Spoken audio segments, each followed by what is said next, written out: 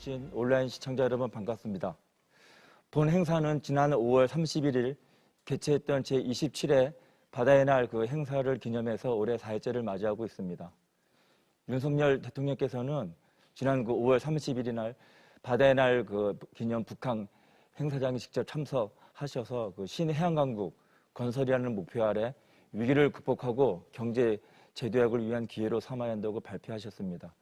특히 신해양 건설을 위해 수출입을 뒷받침하는 안정적인 해운 물류망 구축, 그리고 친환경 자율운항 선박과 스마트 자동화 항만, 그리고 해양과학기술과 미래 해양신산업에 대한 과감한 투자를 하겠다고 약속하셨습니다. 새 정부의 그 신해양강국 건설의 추진에 맞춰 이번 부산 해양 컨퍼런스의 그 개최가 아주 시의적절하다고 생각합니다. 특히 오늘 각 분야의 전문가의 의견과 그리고 부산 시민뿐만 아니라 국민들과 함께 소통하고 함께 의견을 교환할 수 있는 중요한 기회의 장이라고 생각합니다. 지역 차원에서는 부산시는 2000년 초반부터 동북아 해양수도 구현을 위한 다양한 정책을 추진해 왔습니다. 해양수도 실현을 위해서는 해양 관련 인프라, 그리고 해양산업, 그리고 중추기능 확보가 필요합니다. 그러나 지금까지 부산 신항건설이라든지 배후단지 등 항만 인프라 쪽에 초점을 맞췄고, 그리고 항만 인프라에 그 초점을 맞추다 보니까 세계 2위의 환적함을 중심까지 성장하였습니다. 그러나 오늘 우리가 얘기해야 될 해양 지식 산업과 같은 해사 법률, 해양 금융, 해양 빅데이터 같은 중추 기능은 매우 취약한 상황입니다.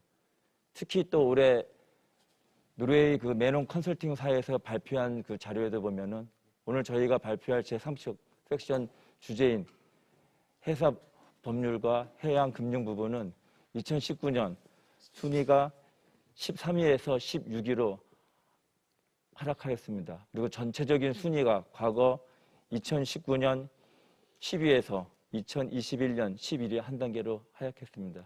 이 얘기는 결국 부산이 동북아 해양 수도로 실현하기 위해서는 그동안 우리가 많이 관심을 가졌던 항만 인프라 그리고 해양 산업 이외에 오늘 저희가 제3 섹션의 그 주제인 중추기능에 관련된 산업을 많이 육성을 해야지만 진정한 인프라, 산업, 중추기능이 삼박자를 갖춘 해양 수도가 실현될 것이라고 생각합니다.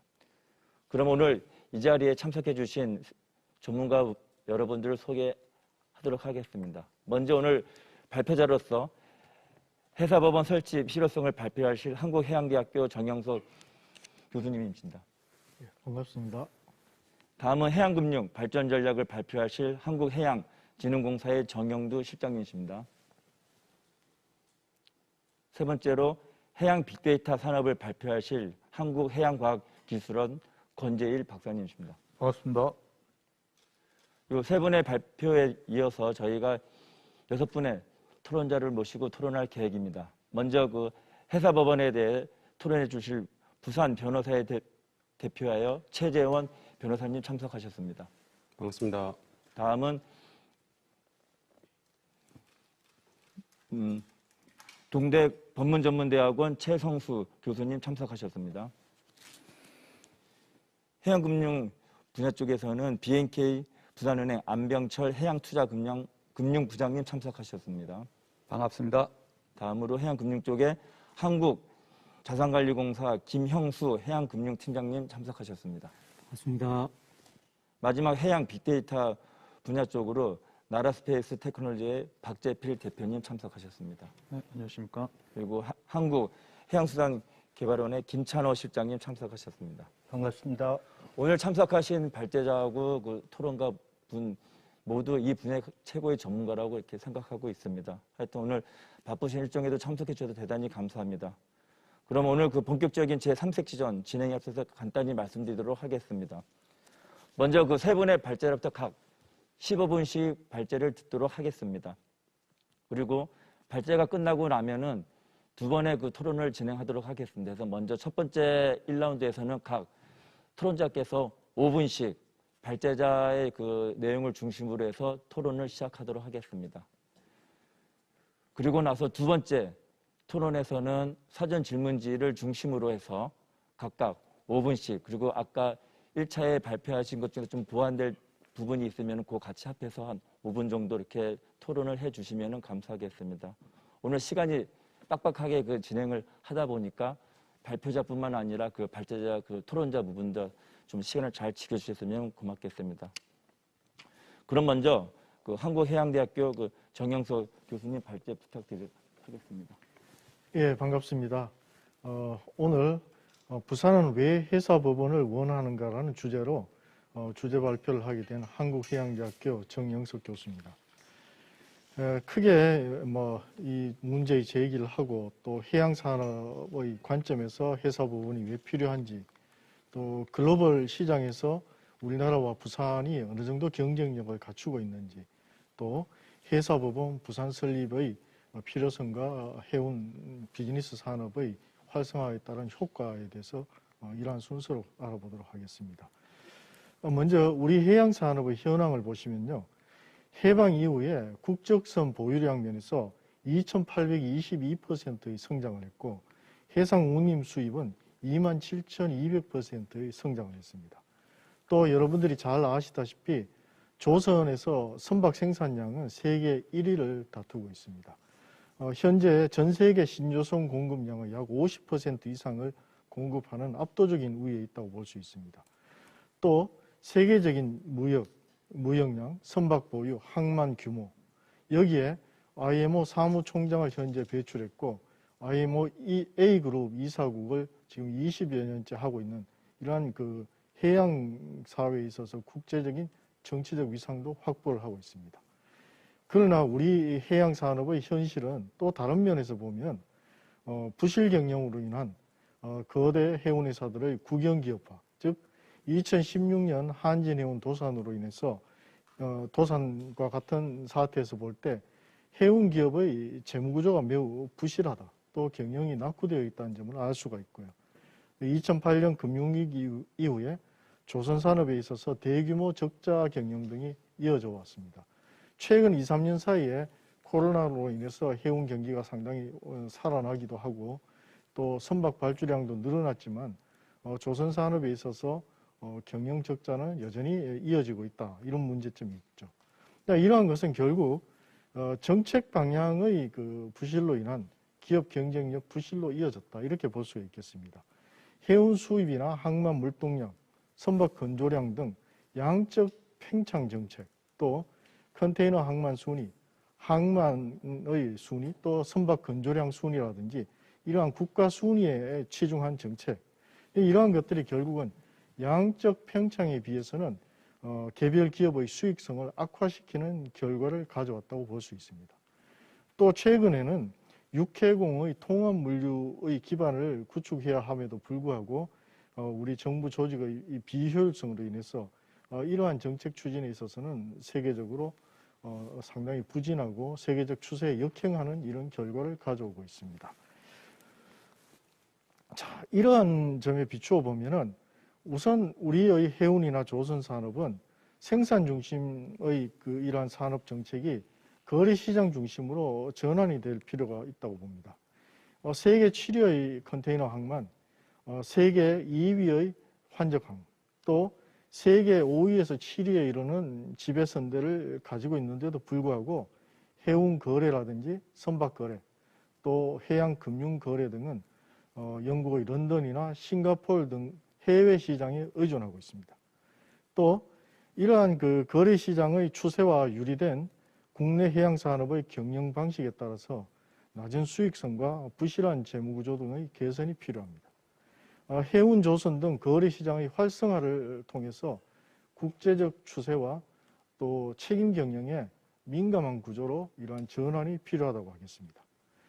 이러한 그 큰 그림을 보시면은 우리가 지금 양적 성장은 굉장히 했지만은 많이 부족한 부분이 아직 있다.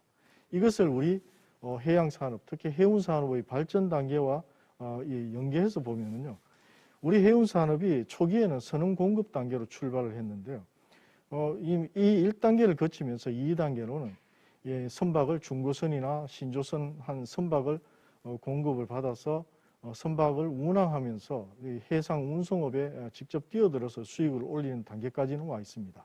그러나 이보다 한 단계 더 발전하게 되면 자본을 산업화하고 거래 시장을 활성화하는 단계로 가야 합니다. 용대선이나 매매를 목적으로 선박을 소유하는 단계, 또 선박 소유로 인한 용대선 수익 실현, 선박 매매 차익 실현, 또 운임 선물 거래 등 해상 운송업 외에 선박 또는 운송업을 매개로 한 투자 수익을 구현하는 단계로 발전해야 합니다. 이러한 단계로 가기 위해서는 해운 중개산업, 또 해양 금융산업, 회사 법률 서비스가 발전하는 단계로 가야 되는데, 현재 우리 해양산업은 규모에 있어서는 세계적인 규모에 이미 도달해 있음에도 불구하고 여전히 이러한 그 구조적인 측면에서는 1단계 내지 2단계 초입 단계에서 벗어나지 못하고 있다는 한계를 가지고 있습니다. 자, 이러한 그 산업의 한계를 벗어나서 더 한 단계 발전시키기 위해서는 시장에서 자연스럽게 이러한 전환이 이루어지면 좋겠습니다만은, 오늘날 극심한 경쟁을 겪고 있는 해양 산업의 시장에서는 결국은 기본적인 인프라를 제도적으로 국가가 마련해 줄 필요가 있다고 봅니다. 자, 이러한 그 제도의 마련에 가장 기반이 되는 것은 해운 거래에서는 모든 거래가 법률 서비스가 뒷받침이 되기 때문에, 이러한 그 브로커 시장을 활성화시키거나 금융 시장을 활성화시키기 위해서도 일단 국가가 해줄 수 있는 것은 이러한 그 법률 시장의 기반을 마련해 주는 게 필요하다고 하겠습니다.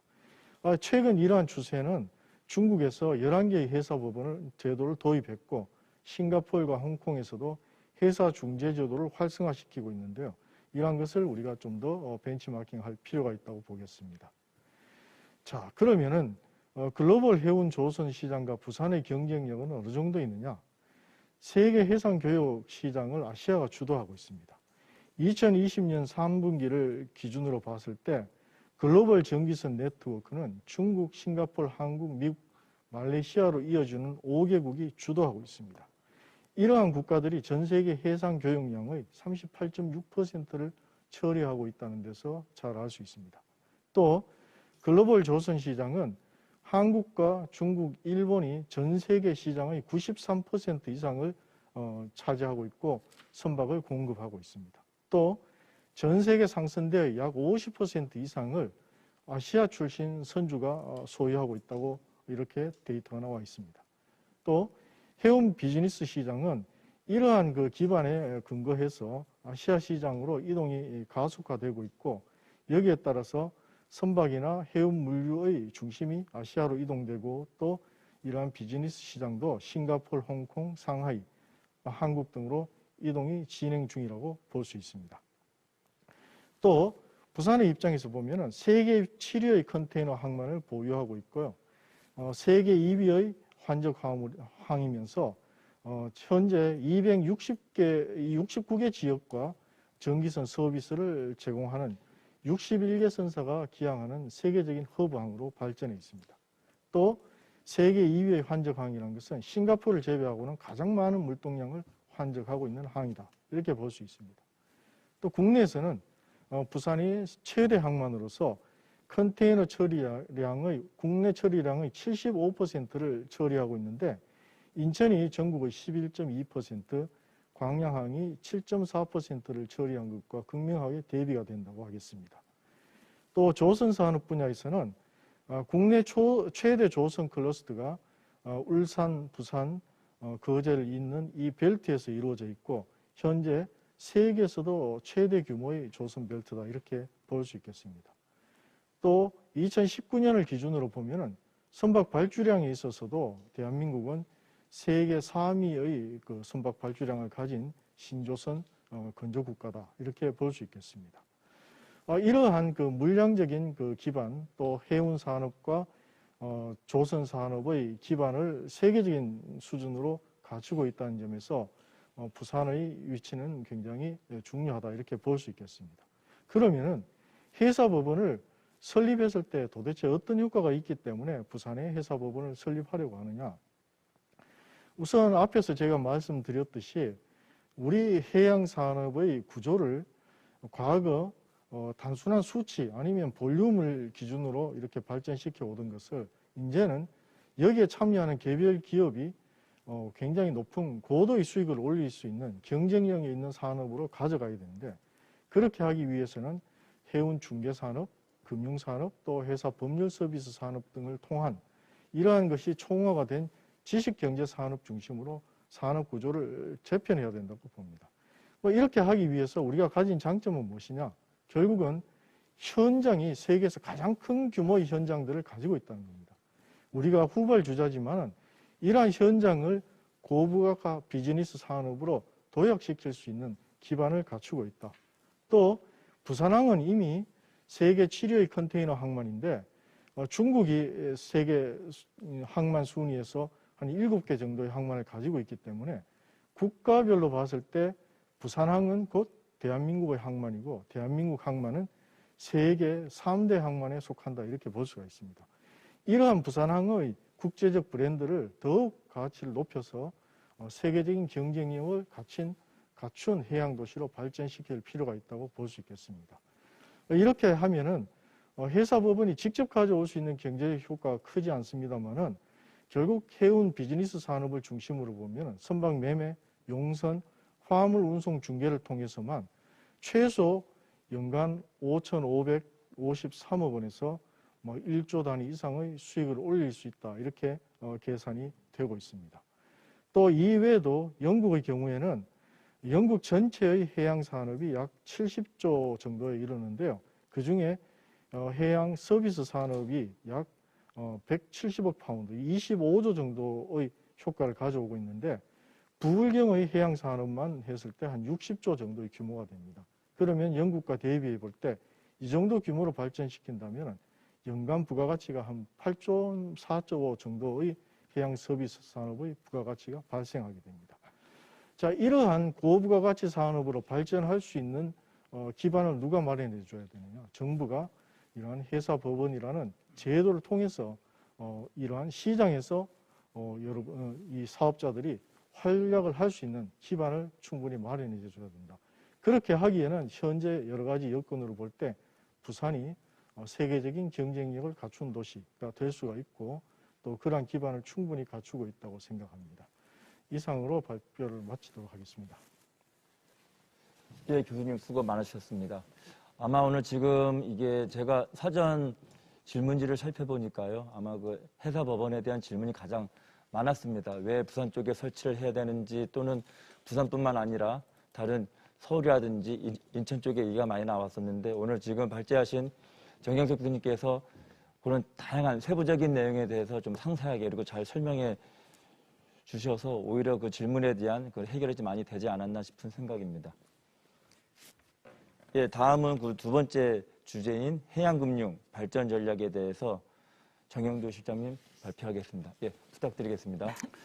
예, 안녕하십니까. 저는 바다에서 미래를 열어가는 한국해양진흥공사 ESG 경영실 정영도 실장입니다. 반갑습니다. 이번 발제는 크게 세 가지 내용으로 구성을 했습니다. 첫 번째가 해양금융 동향하고, 그 다음에 두 번째가 해양금융을 어떻게 활성화할 수 있는가, 그 다음에 세 번째가 해양 빅데이터 산업 전략, 이 세 가지로 나누어서 말씀을 드리도록 하겠습니다. 첫 번째 해양금융 동향입니다. 해양금융에 대해서 한번 간단하게 먼저 말씀을 드리겠습니다. 이게 좀 부동산 시장하고 비슷한데요. 이게 세 가지 시장이 있습니다. 해양금융 시장에서 첫 번째는 선사들이 조선소에다가 이제 새 배를 발주를 하는 시장인데 이걸 신조선 시장이라고 합니다.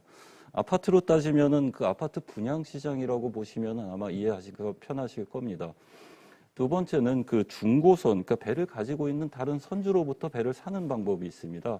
이게 바로 이제 중고선 시장인데, 부동산으로 치면 아파트 매매 시장 같은 개념입니다. 세 번째 같은 경우에는 다른 선주로부터 배를 이제 사는 게 아니라 배를 빌리는 방법이 있습니다. 이걸 이제 용대선 시장이라고 하는데, 이게 아파트 임대 시장, 월세, 이런 개념으로 보시면 되는데, 그래서 선박금융이라는 게 선박을 새로 발주를 하거나 아니면은 중고선을 도입을 할 때 대규모 자금이 투입이 되기 때문에 아파트 담보대출처럼 어떤 금융이 꼭 필요하게 됩니다. 그래서 이 금융들이 얼마나 잘 되는가에 따라서 선사의 경쟁력이 크게 달라지게 되는데 여기서는 해양금융 동향에서는 신조선 시장이 어떻게 움직이고 있고, 두 번째는 중고선 시장의 금융이 어떻게 지금 이루어지고 있고, 세 번째는 용대선 시장이 어떻게 움직이고 있고, 마지막으로 우리나라 그 해양 금융의 현황, 이 부분을 한번 정리해서 말씀드리도록 하겠습니다. 업황에 대해서 먼저 간단하게 말씀드리겠습니다. 그 해운의 지금 업황이 지금 어느 정도 상당히 좋은 상황입니다. 우리나라 선사들 뿐만 아니라 해외에 있는 선사들도 지금 상당히 돈을 많이 벌고 있는 상황인데 시황이 좋기 때문입니다. 그 시황이라는 것이 이제 두 가지 종류가 있는데요.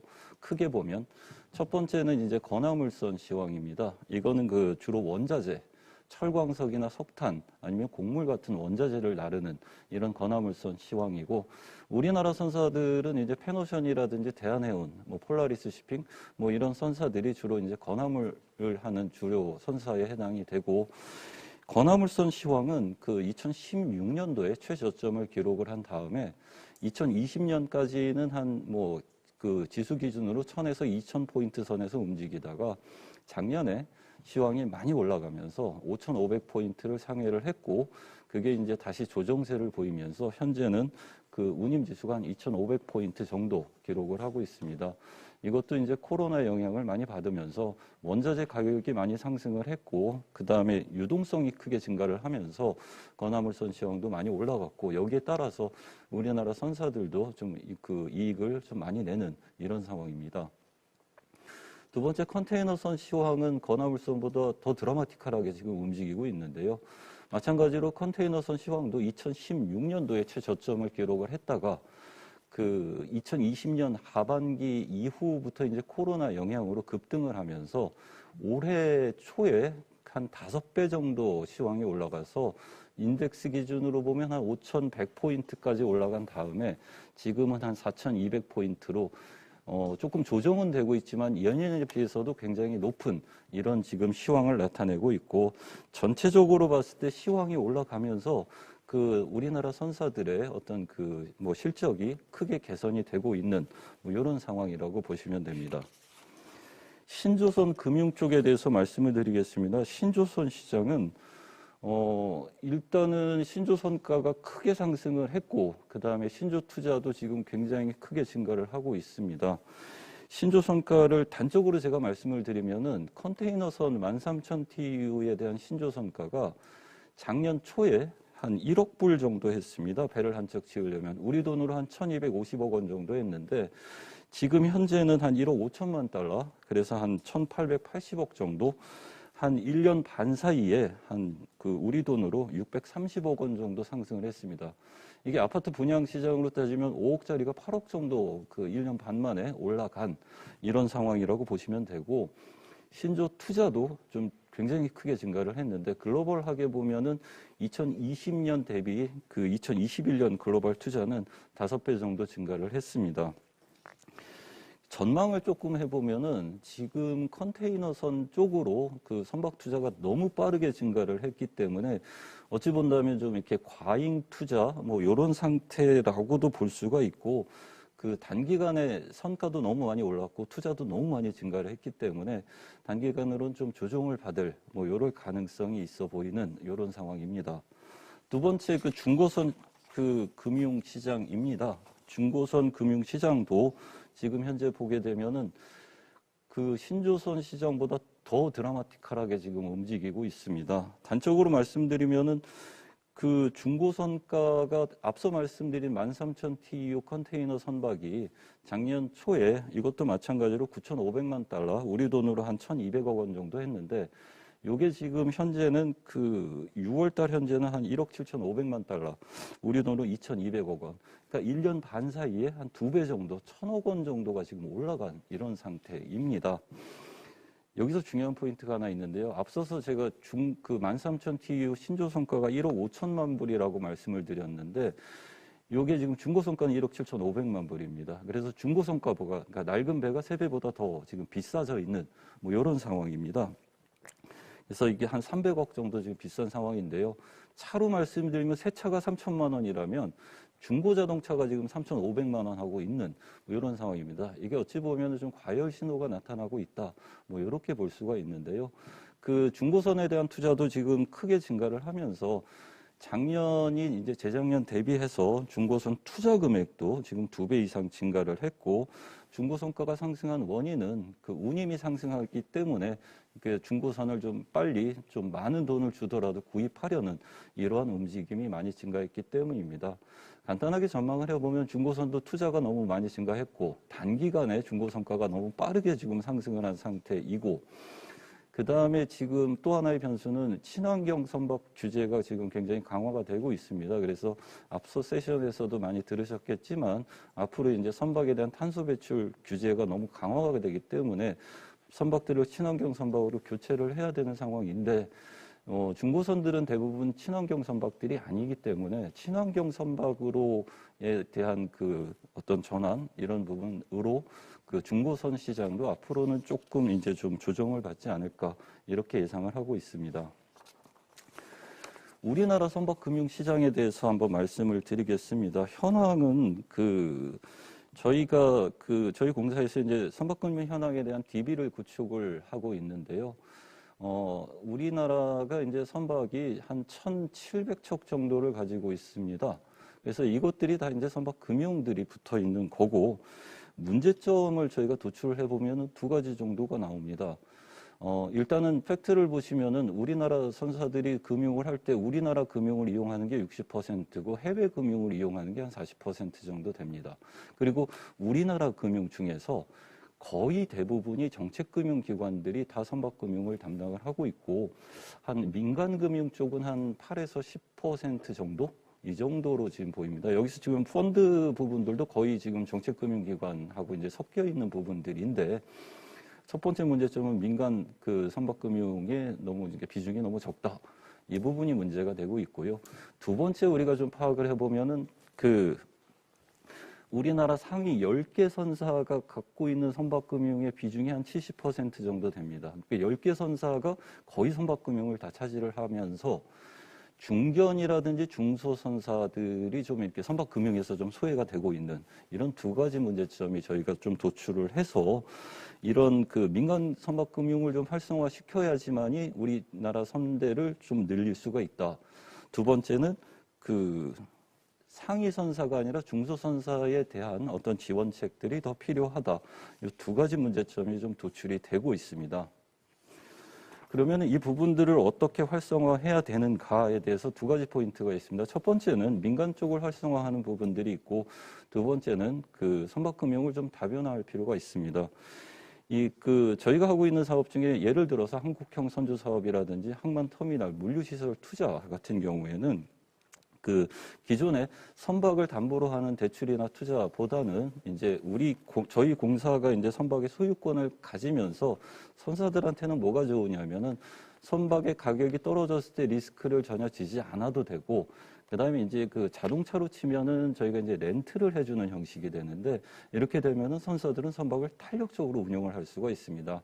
항만에 대한 투자 같은 경우에도 선사들이 터미널을 해외 쪽이 많이 갖고 있으면 고객 서비스가 좋아지기 때문에 더 좋은 화물들을 많이 확보하면서 선사의 경쟁력이 높아지게 된다는 이런 부분들이 있고, 그 다음에 특히 민간 선박 금융을 저변을 확대하기 위해서는 2가지 부분이 있는데 증권형 토큰도 이 부분은 저희가 좀 연구하는 부분들이고, 지금 상업용 부동산에 대해서는 이제 이런 증권형 토큰들이 좀 이렇게 시행이 되고 있는데, 선박을 기초 자산으로 해서 증권형 토큰을 발행해서 개인 투자자들이 많이 좀 이렇게 선박에 대해서 투자를 할 수 있는 이런 제도가 필요하고, 조세리스 같은 경우에도 선박에 대한 가속 상각을 통해서 지금 투자자들이 어떤 비용 부분을 통해서 조세 혜택을 얻어서 실질적으로 선박을 좀 더 싸게 발주할 수 있게 좀 물꼬를 터서 민간 자금들이 선박 금융 쪽으로 이렇게 흘러 들어올 수 있도록 이렇게 하는 작업들이 필요합니다. 마지막으로 해양 빅데이터 산업 전략은 간단히 말씀드리면은 해운 산업의 경쟁력은 3가지입니다. 배가 좋은 배를 많이 갖고 있어야 되고, 두 번째는 원가 경쟁력이 있어야 됩니다. 세 번째는 그것보다 더 중요한 게 이제 빅데이터 부분에서 해운 정보력인데요. 최근에는 해운 정보력이 빅데이터, 인공지능까지 결합을 하면서 상당히 좀 중요한 부분으로 자리를 잡고 있습니다. 그래서 저희가 하고 있는 사업 중에는 크게 보면은 저희가 이제 KOBC 스마트 해운 정보 플랫폼을 구축하고 운영을 하고 있는데 전문 보고서 발간, 그 다음에 이제 정보 교류, 마리타임 컨퍼런스 개최, 그 다음에 정보망 운영, 그 다음에 특히 중요한 거는 건화물선하고 컨테이너선 운임 지수를 영국이라든지 싱가포르이 발표하는 것이 아니라 우리에 맞는 해상 운임 지수를 우리가 발표하는 이런 소프트 산업에도 저희가 좀 힘을 쓰고 있고요. 마지막으로 지식 산업에서 중요한 부분들이 앞서 정영석 교수님께서 말씀하셨지만은 핸드폰을 만드는 것보다 어플리케이션을 만드는 게 더 좋은 고부가 가치를 냅니다.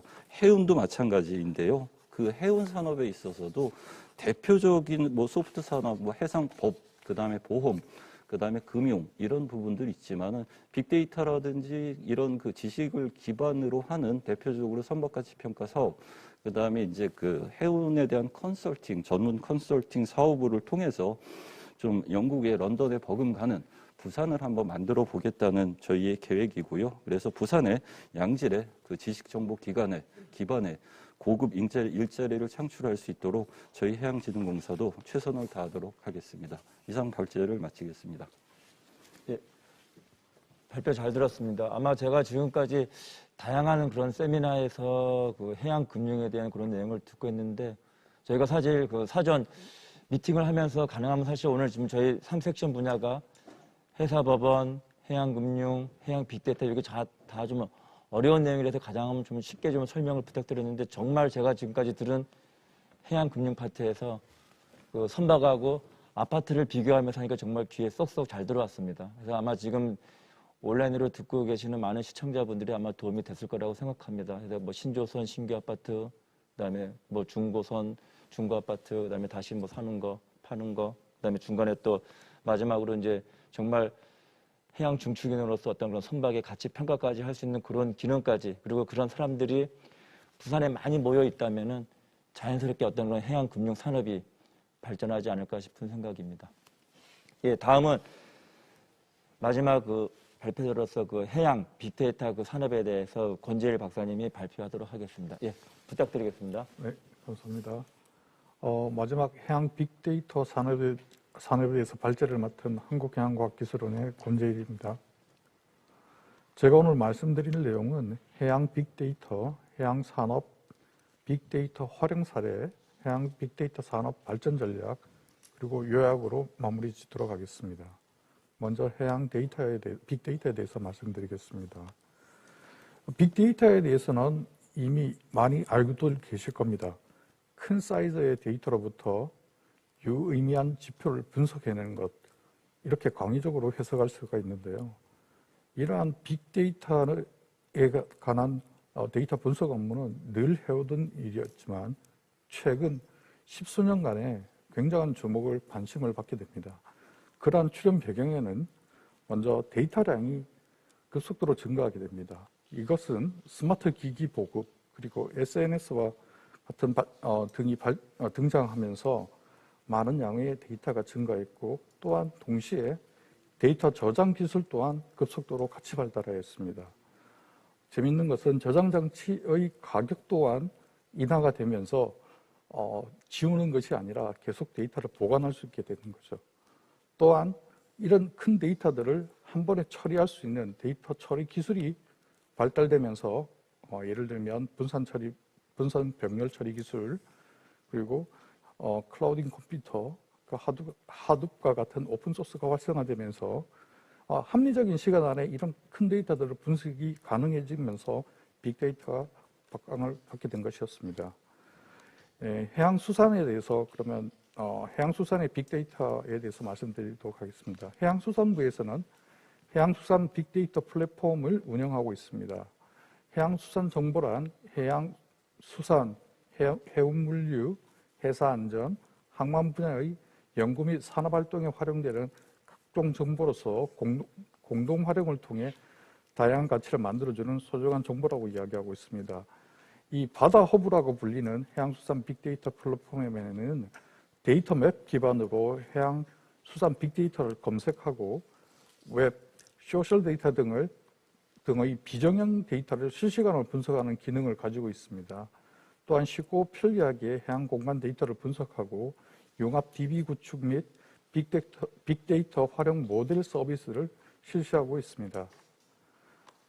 보시는 그림은 해양수산 빅데이터 플랫폼에서 제공하고 있는 종합 지도인데요. 그 해양을 격자 기반으로 나눠서 원하는 정보들을 클릭하게 되면 레이어 형태로 데이터들을 쌓아서 손쉽게 볼 수 있는 형태의 정보를 제공하고 있습니다.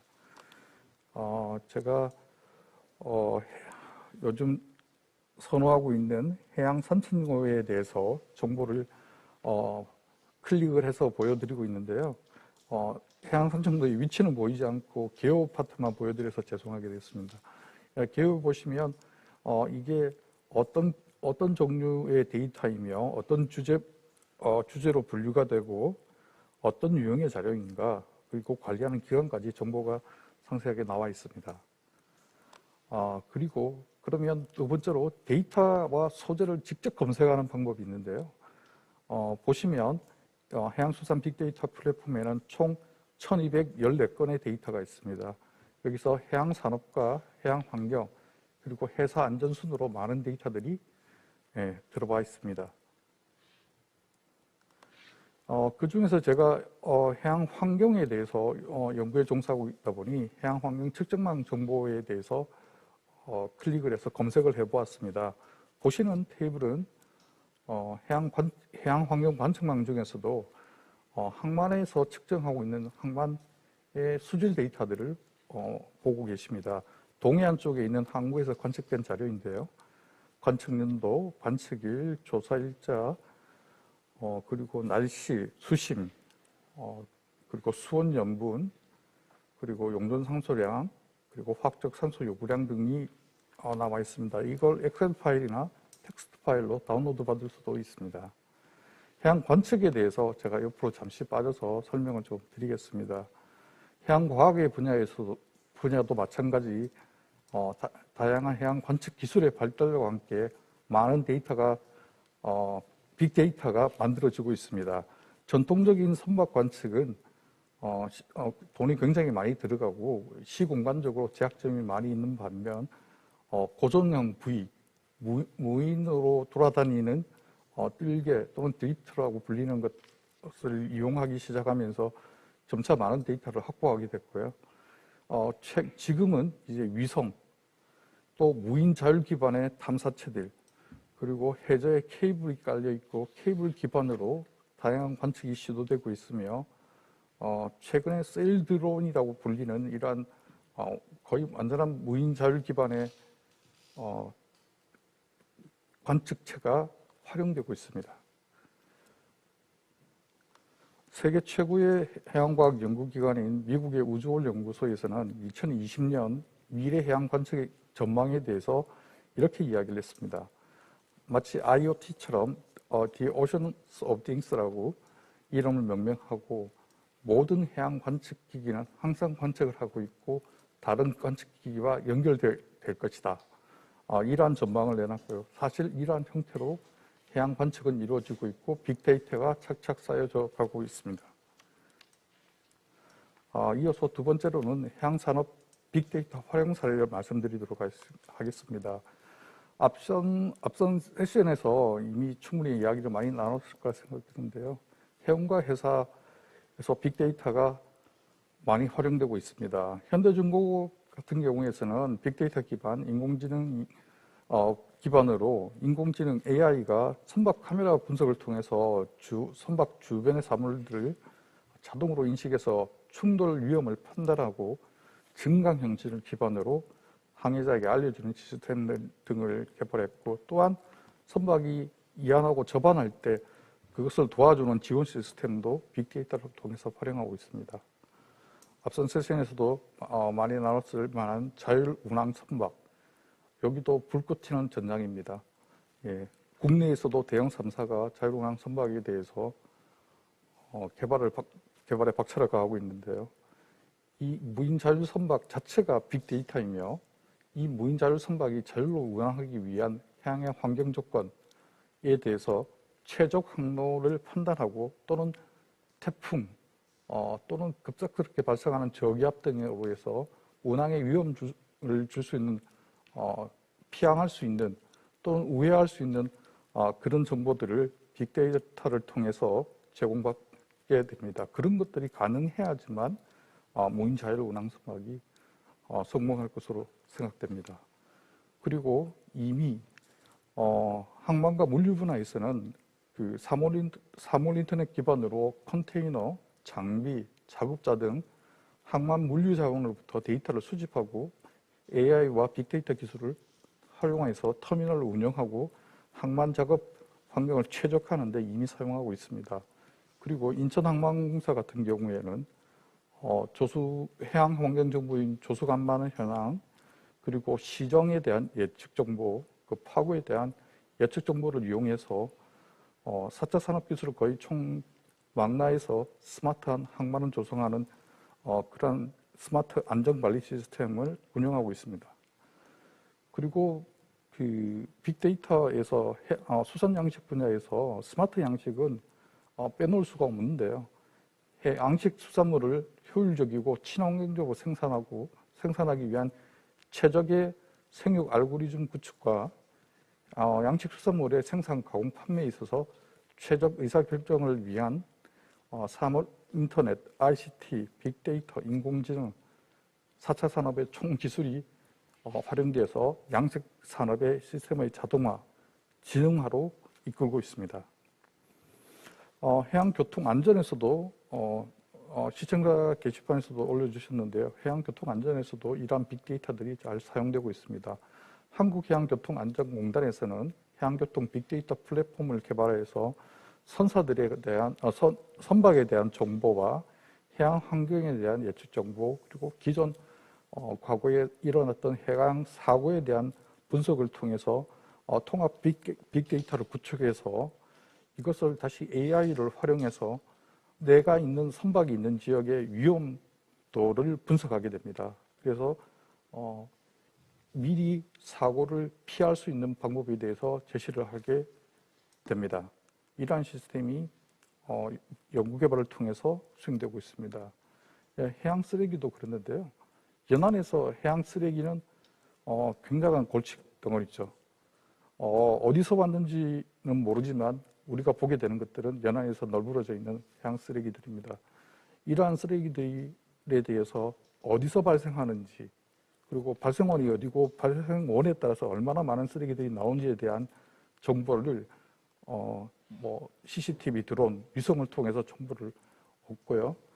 해양 환경 정보를 예측을 통해서 이 쓰레기들이 결국 어디로 갈 것이냐에 대한 분석을 통해서 수거를 효율적으로 할 수 있는 전략을 빅데이터를 이용해서 연구가 진행되고 있습니다. KMI에서는 11개 해양 데이터를 생산하는 센터들과 협업을 통해서 해양수산 빅데이터 거래소를 만들고 여기에서 해운, 해사, 항만, 물류, 수산, 해양 4개의 카테고리에 대해서 유료와 무료의 정보를 제공하고 있습니다. 우수 사례 중에서 수출 물류 비용 산정하는 데 있어서 여기 해양수산 빅데이터 거래소에서 제공하는 자료를 활용해서 견적서를 작성하는 소요 시간을 단축하고 비용을 절감했다는 사례가 있고요.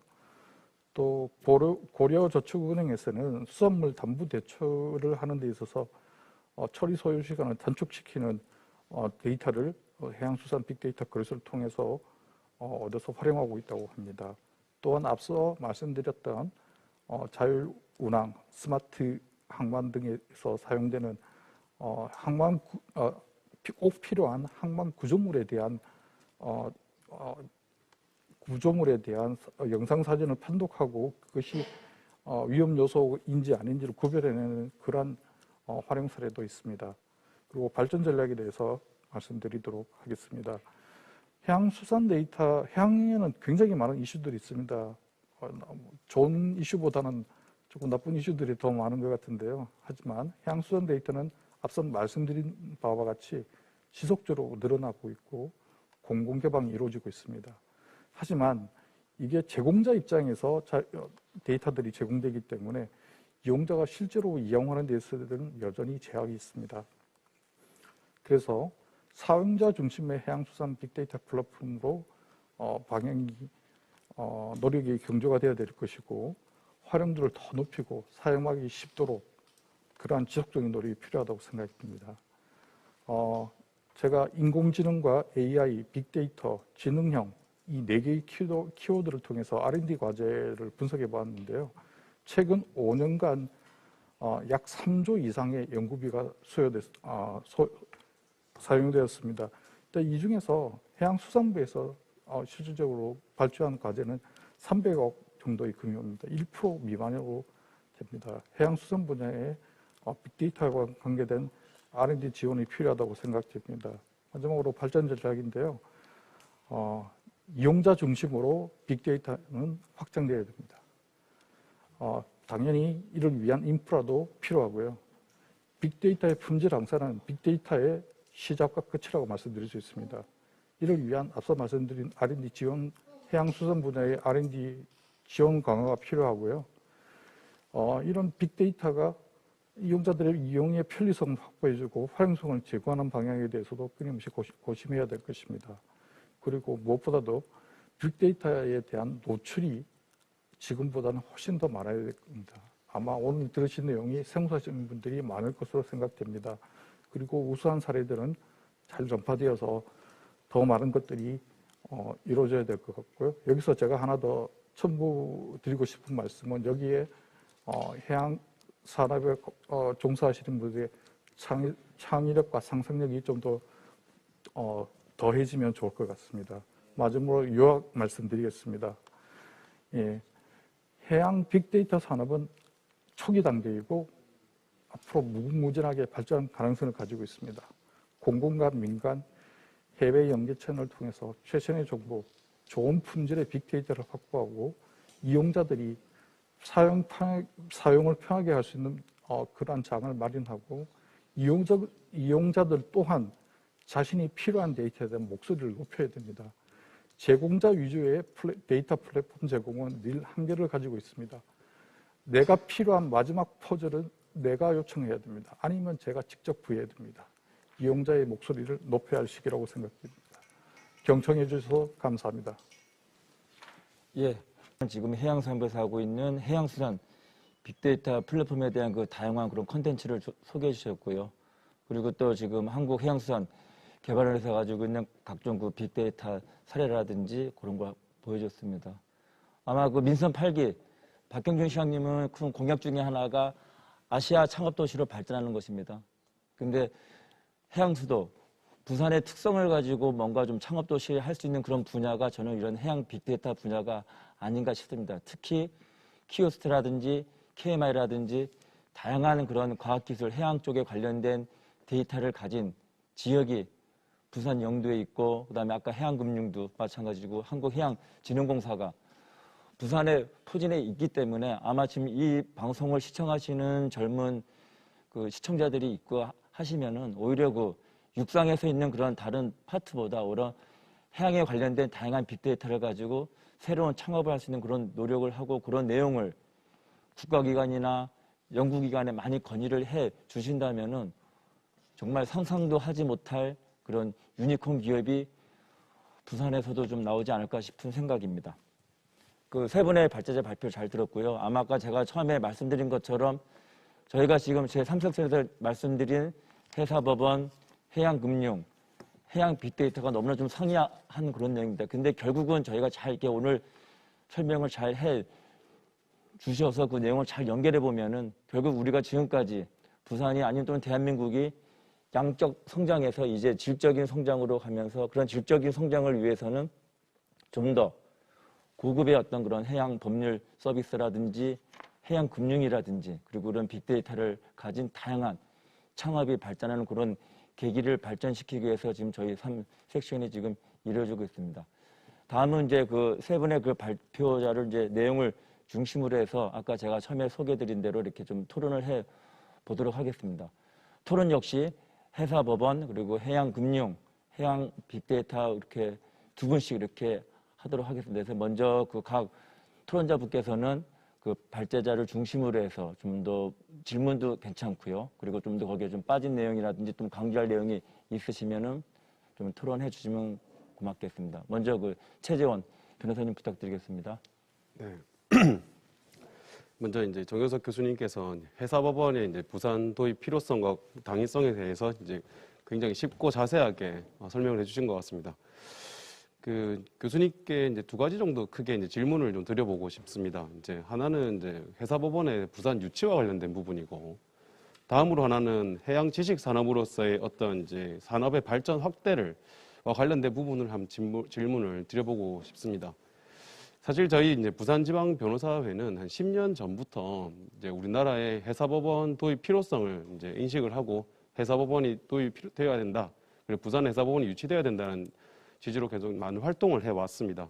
그리고 이제 그런 노력의 결과로 결국 최근에는 이제 정부, 그 사법부, 입법부 모두 이제 회사법원이 우리나라에 도입되어야 된다는 필요성에 대해서는 대부분 공감을 좀 하고 있는 것 같습니다. 그 사실 이제는 정말 이제 회사법원이 이제 도입될 것 같은 어떤 이제 뭐 눈앞에 와 있다, 사실 이렇게 이제 봐도 과언은 아닌 것 같고요.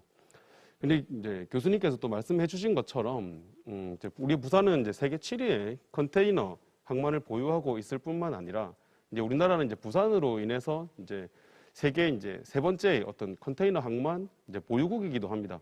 또 부산은 세계 2위의 한정 항만이기도 하고, 이처럼 이제 부산이 세계적으로 갖는 어떤 이제 해양 도시로서의 위상과 지위는 굉장히 높은 수준입니다. 이제 그럼에도 불구하고 이제 최근에 이제 회사법원에도 도입과 관련된 논의를 보면 이제 서울과 인천에서 이제 회사법원을 유치하기 위해서 나서고 있고, 이러한 것이 결국 이제 지역주의의 어떤 발로로 이어져 가지고 이제 회사법원을 도입하기 위한 법안이 이제 발의되지 않거나 이제 개정안이 발의되지 않고 있는, 아니면 이제 통과되지 않고 있는 뭐 그런 실정이 사실 있습니다. 또 이제 일부 지역에서는 회사법원의 어떤 지원이나 그 회사법원을 여러 도시에 분산해 가지고 좀 설치하는 것은 어떠냐는 주장이 또 나오기도 있고요. 그래서 이제 먼저 첫 번째 질문은 이렇습니다. 우리나라 이제 현재 여건상 그 회사법원이 인천이나 서울 등등 아니면 또 다른 지역에 공동으로 여러 곳에 이제 설치되어야 된다는 이제 주장들이 있는데, 이런 주장들에 대해서는 교수님은 또 어떤 입장을 갖고 계신지, 그리고 나아가서 이제 부산의 회사법원을 좀 유치하기 위해서는 앞으로 이제 남은 과제나 해결하기 위한 방안은 어떤 것이 있는지를 첫 번째로 여쭤보고 싶습니다. 그리고 이어서 이제 질문을 하나 더 드린다면, 또 이제 교수님께서 말씀 주신 것처럼 이제 회사법원의 설립으로 인해서 부산의 이제 해운 비즈니스 산업의 발전을 유도할 수 있고, 궁극적으로는 해양 이제 지식 산업의 발전으로까지 이어질 수 있다라는 교수님의 말씀은 굉장히 이제 공감을 하는 부분입니다. 사실 이제 회사법원의 도입 그 자체만으로는 우리나라 이제 부산, 울산, 그 경남 지역의 시도민이 뭐 공감하거나 또 느낄 수 있는 혜택은 좀 크지는 않을 것 같기는 합니다.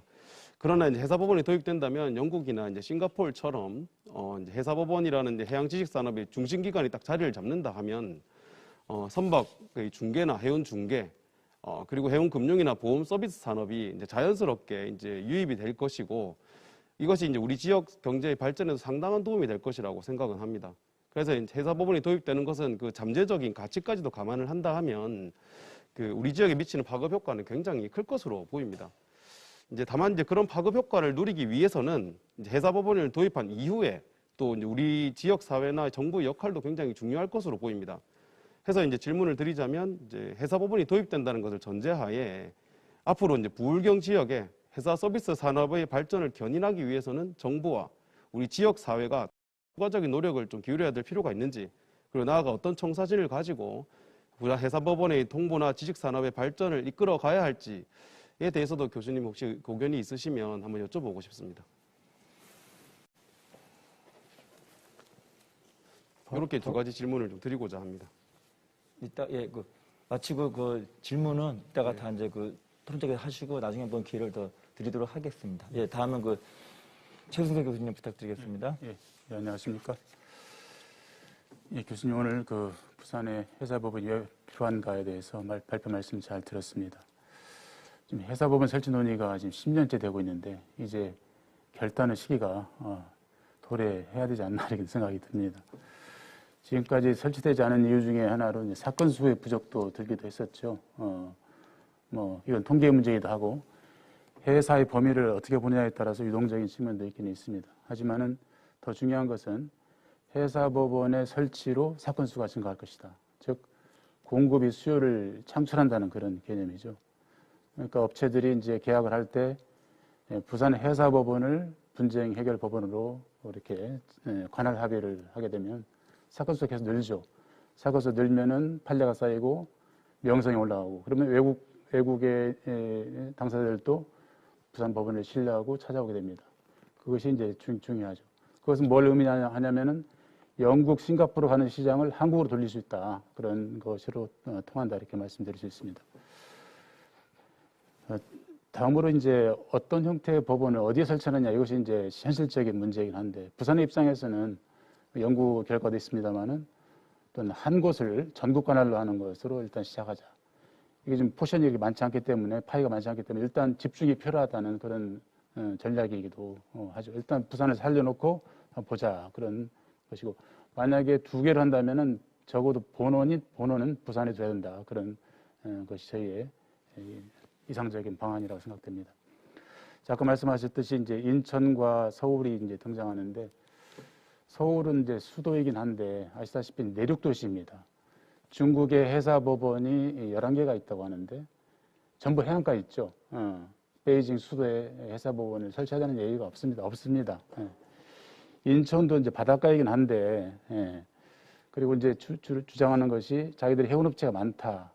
편리한 가까운 법원이다. 이렇게 했는데 제가 우연하게 한국 해운협회 홈페이지를 가보니까 회원사 154개 중에서 부산이 50개인 반면 인천은 하나도 없었습니다. 또 한국 항만물류협회 홈페이지를 다시 한번 가보니까 부울경 업체가 184개 업체고 인천은 34개, 서울은 제로였습니다.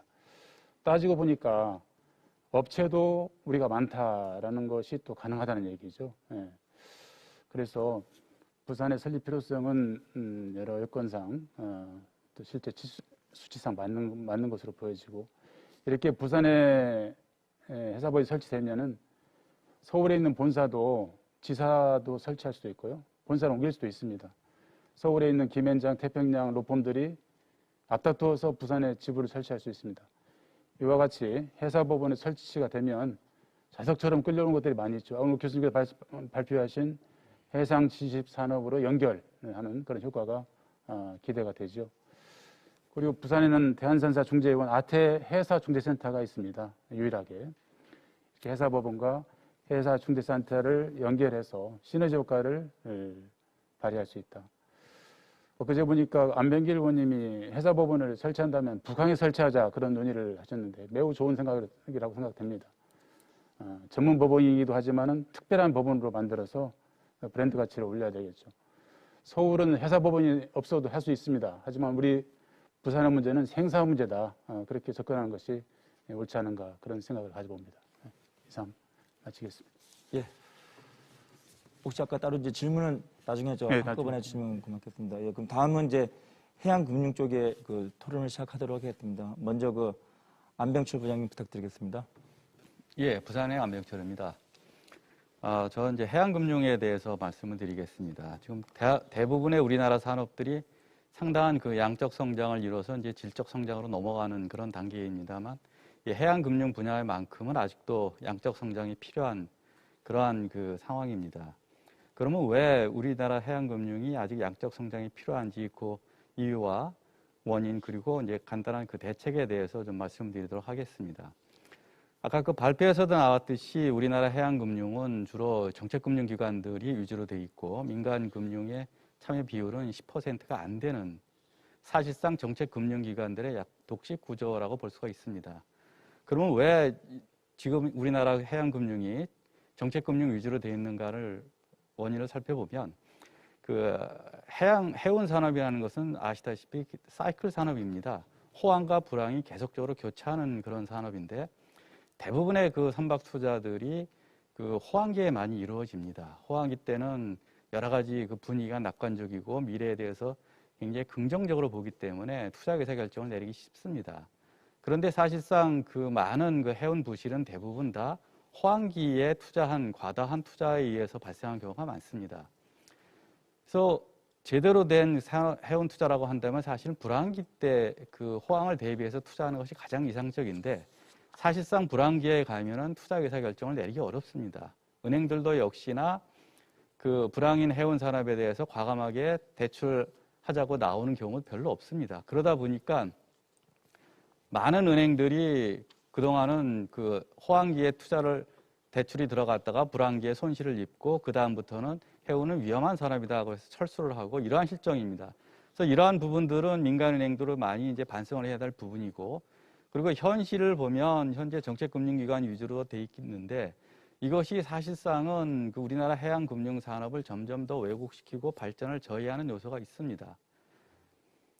결국 정책금융기관이라는 것은 어떤 정치적 목적, 정책적 목적에 의해서 가는 건데 이것이 과다하게 되면 WTO의 보조금 시비라든지 여러 가지 그 문제를 야기할 수가 있습니다. 더더군다나 민간은행들은 정책금융기관들이 정책적으로 지원을 하다 보면 점점 참여를 할 수 없는 크라우드 이펙트 그런 효과가 나오기 때문에 더욱더 이 해운금융에서 멀어져가는 그런 상황입니다. 그래서 이것을 지금 해결하기 위해서는 단기적인 대책과 장기적인 대책이 있을 거라고 봅니다. 우선 단기적인 대책은 정책금융기관들이 현재의 이러한 그 해운 공급 총액에 대해서 민간금융이 어떻게 협조를 해서 같이 들어갈 수 있는지 그 협력 방안을 좀 찾는 것이 가장 단기적인 과제라고 보고요.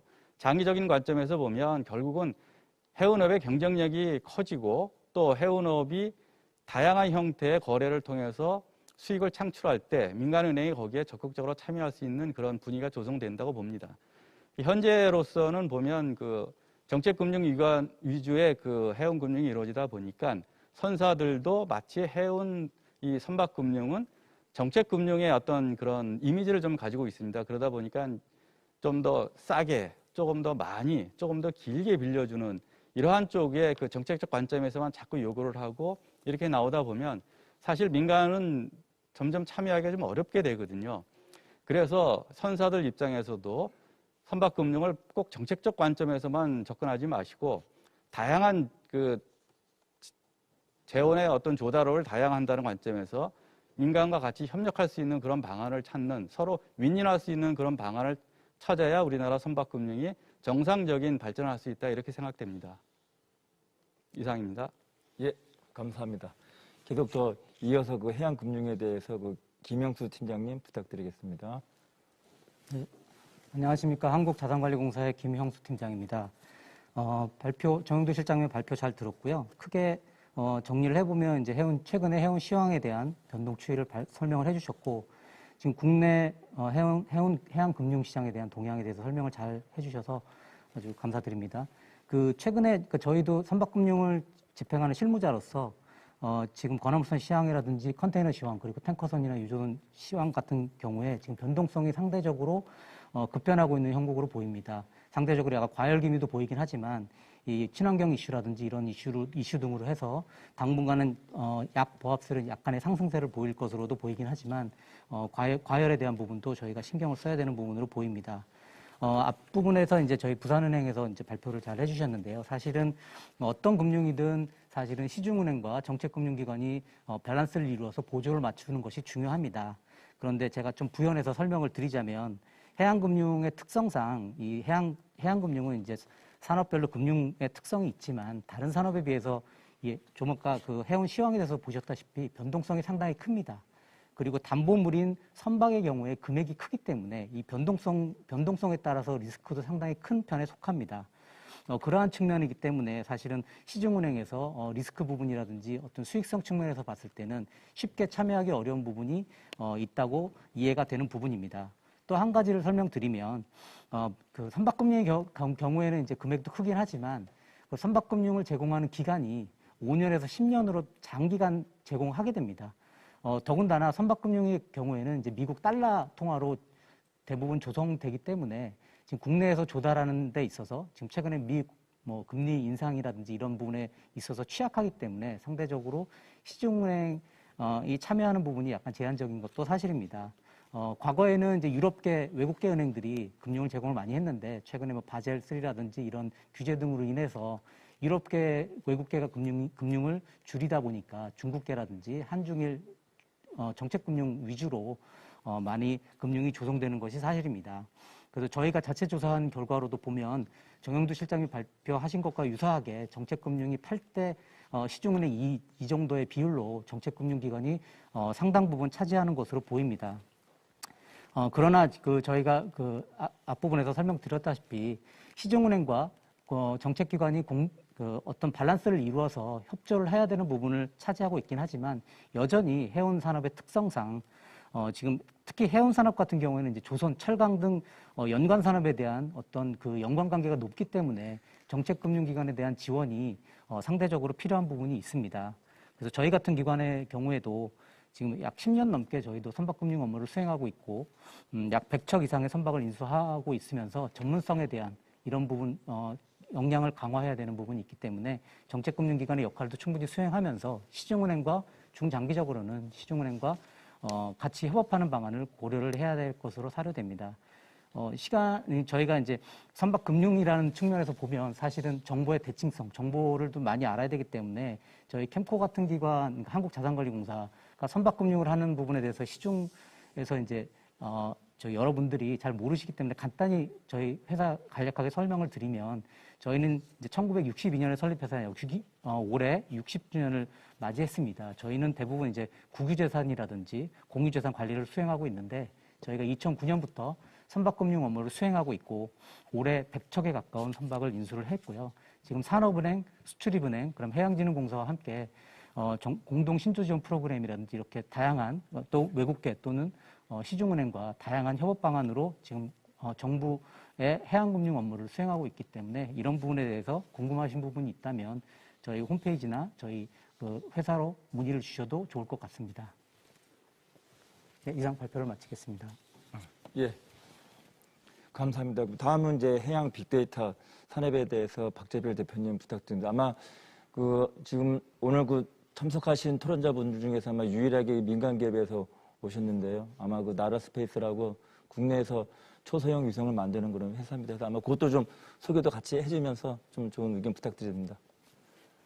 네, 안녕하십니까. 나라스페이스 테크놀로지의 대표 박재필입니다.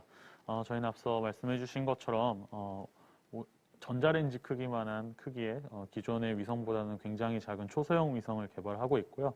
그리고 위성들로부터 나오는 위성 빅데이터를 가지고 해양 분야나 도시관리 분야, 기존의 위성 영상 데이터가 쓰이지 않았던 다양한 분야에서 부가가치를 창출하고 있습니다.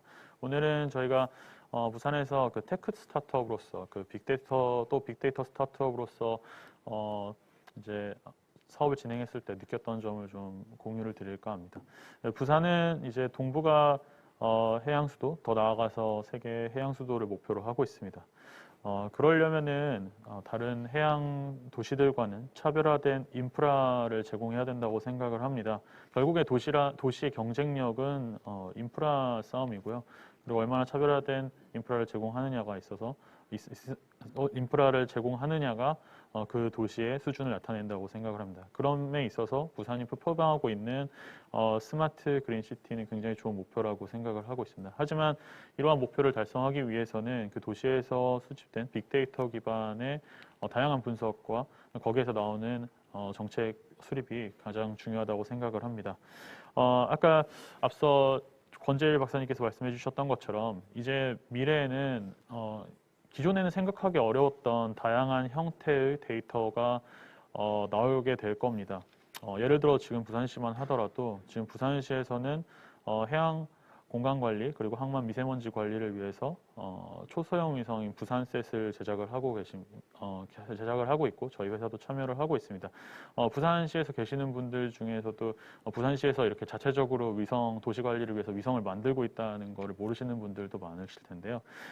부산시 같은 경우에는 관리해야 되는 해양 공간만 이제 5,526제곱킬로미터 정도 되고 그리고 부산시 면적만 해도 770제곱킬로미터 정도 됩니다. 이게 드론 같은 경우에는 한 번 관측을 할 때 한 20제곱킬로미터 정도 되는데 이러한 넓이로는 도시에서 일어나는 전반적인 일들을 관리하기는 굉장히 어렵고 위성을 만약에 이런 걸 관리를 하게 된다면 기존의 어떤 데이터 수집 체계에서 제공해주지 못했던 그런 새로운 형태의 데이터를 제공해줄 수 있을 거라고 기대를 하고 있습니다. 해외 사례로 러시아, 우크라이나 이번에 사태 때를 보게 되면은 위성의 실시간 감시가 굉장히 중요한 역할을 한다는 것을 보실 수 있게 됩니다. 이렇게 이제 부산셋 같은 새로운 형태의 데이터 수집 체계들이 이제 도시에 적용하게 된다면 더 효율적인 해양 공간 관리나 아니면 항만 미세먼지 관리, 더 나아가서 ESG 필요한 ESG 경영에 필요한 필수 환경 정보들 그리고 다른 항만의 어떤 데이터 수집 등 분야에서 굉장히 기여할 것이라고 생각을 하고 있습니다. 이렇듯이 이제 뭐 위성뿐만이 아니라 굉장히 다양한 센서들이라던가 아니면 다양한 정보 수집 체계에서 굉장히 많은 빅데이터들이 들어오게 될 것인데요. 하지만 이것들이 지금 현황에 적용되기에는 굉장히 어려움이 있습니다. 저희가 이제 아무리 이제 새로운 그 어떤 데이터 수집 체계를 만들고 그거를 제안한다고 할지라도 이것이 이제 실제로 도시 관리 인프라라던가 아니면은 정책에 적용이 돼야 됩니다. 아무리 그 데이터를 만든 알고리즘이 좋다고 하고 굉장히 뭐 처음 초기 잘 디자인된 프로그램을 만들었다 할지라도 실제적으로 그것이 현안에 적용이 되고 거기서부터 나오는 어떤 트라이얼 앤 에러들이 나와야 빅데이터를 활용하는 것에 이제 의미를 찾을 수 있고 그것이 이제 실질적으로 문제들을 해결할 수 있는데 이거를 이제 새로운 방법들을 적용한 새로운 데이터와 방법들을 적용한 그런 아무리 좋은 것들을 가져가더라도 지금 현황에서는 저희 이제 뭐 당국에서는 이제 관련 당국에서는 거절을 이제 기존에 있는 방법과 다르다거나 아니면은 사례가 없다는 이유로 굉장히 거절을 많이 받았던 경험들이 있습니다.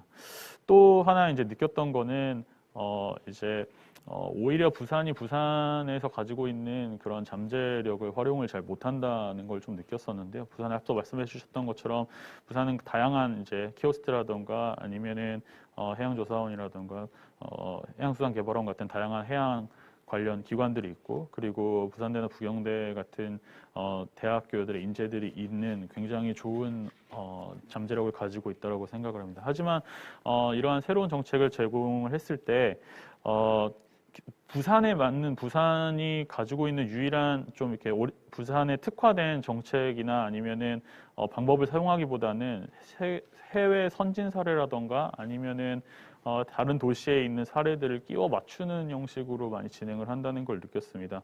그래서 만약에 지금 부산이 이제 동북아 해양수도, 세계 해양수도를 목표를 하고 있다면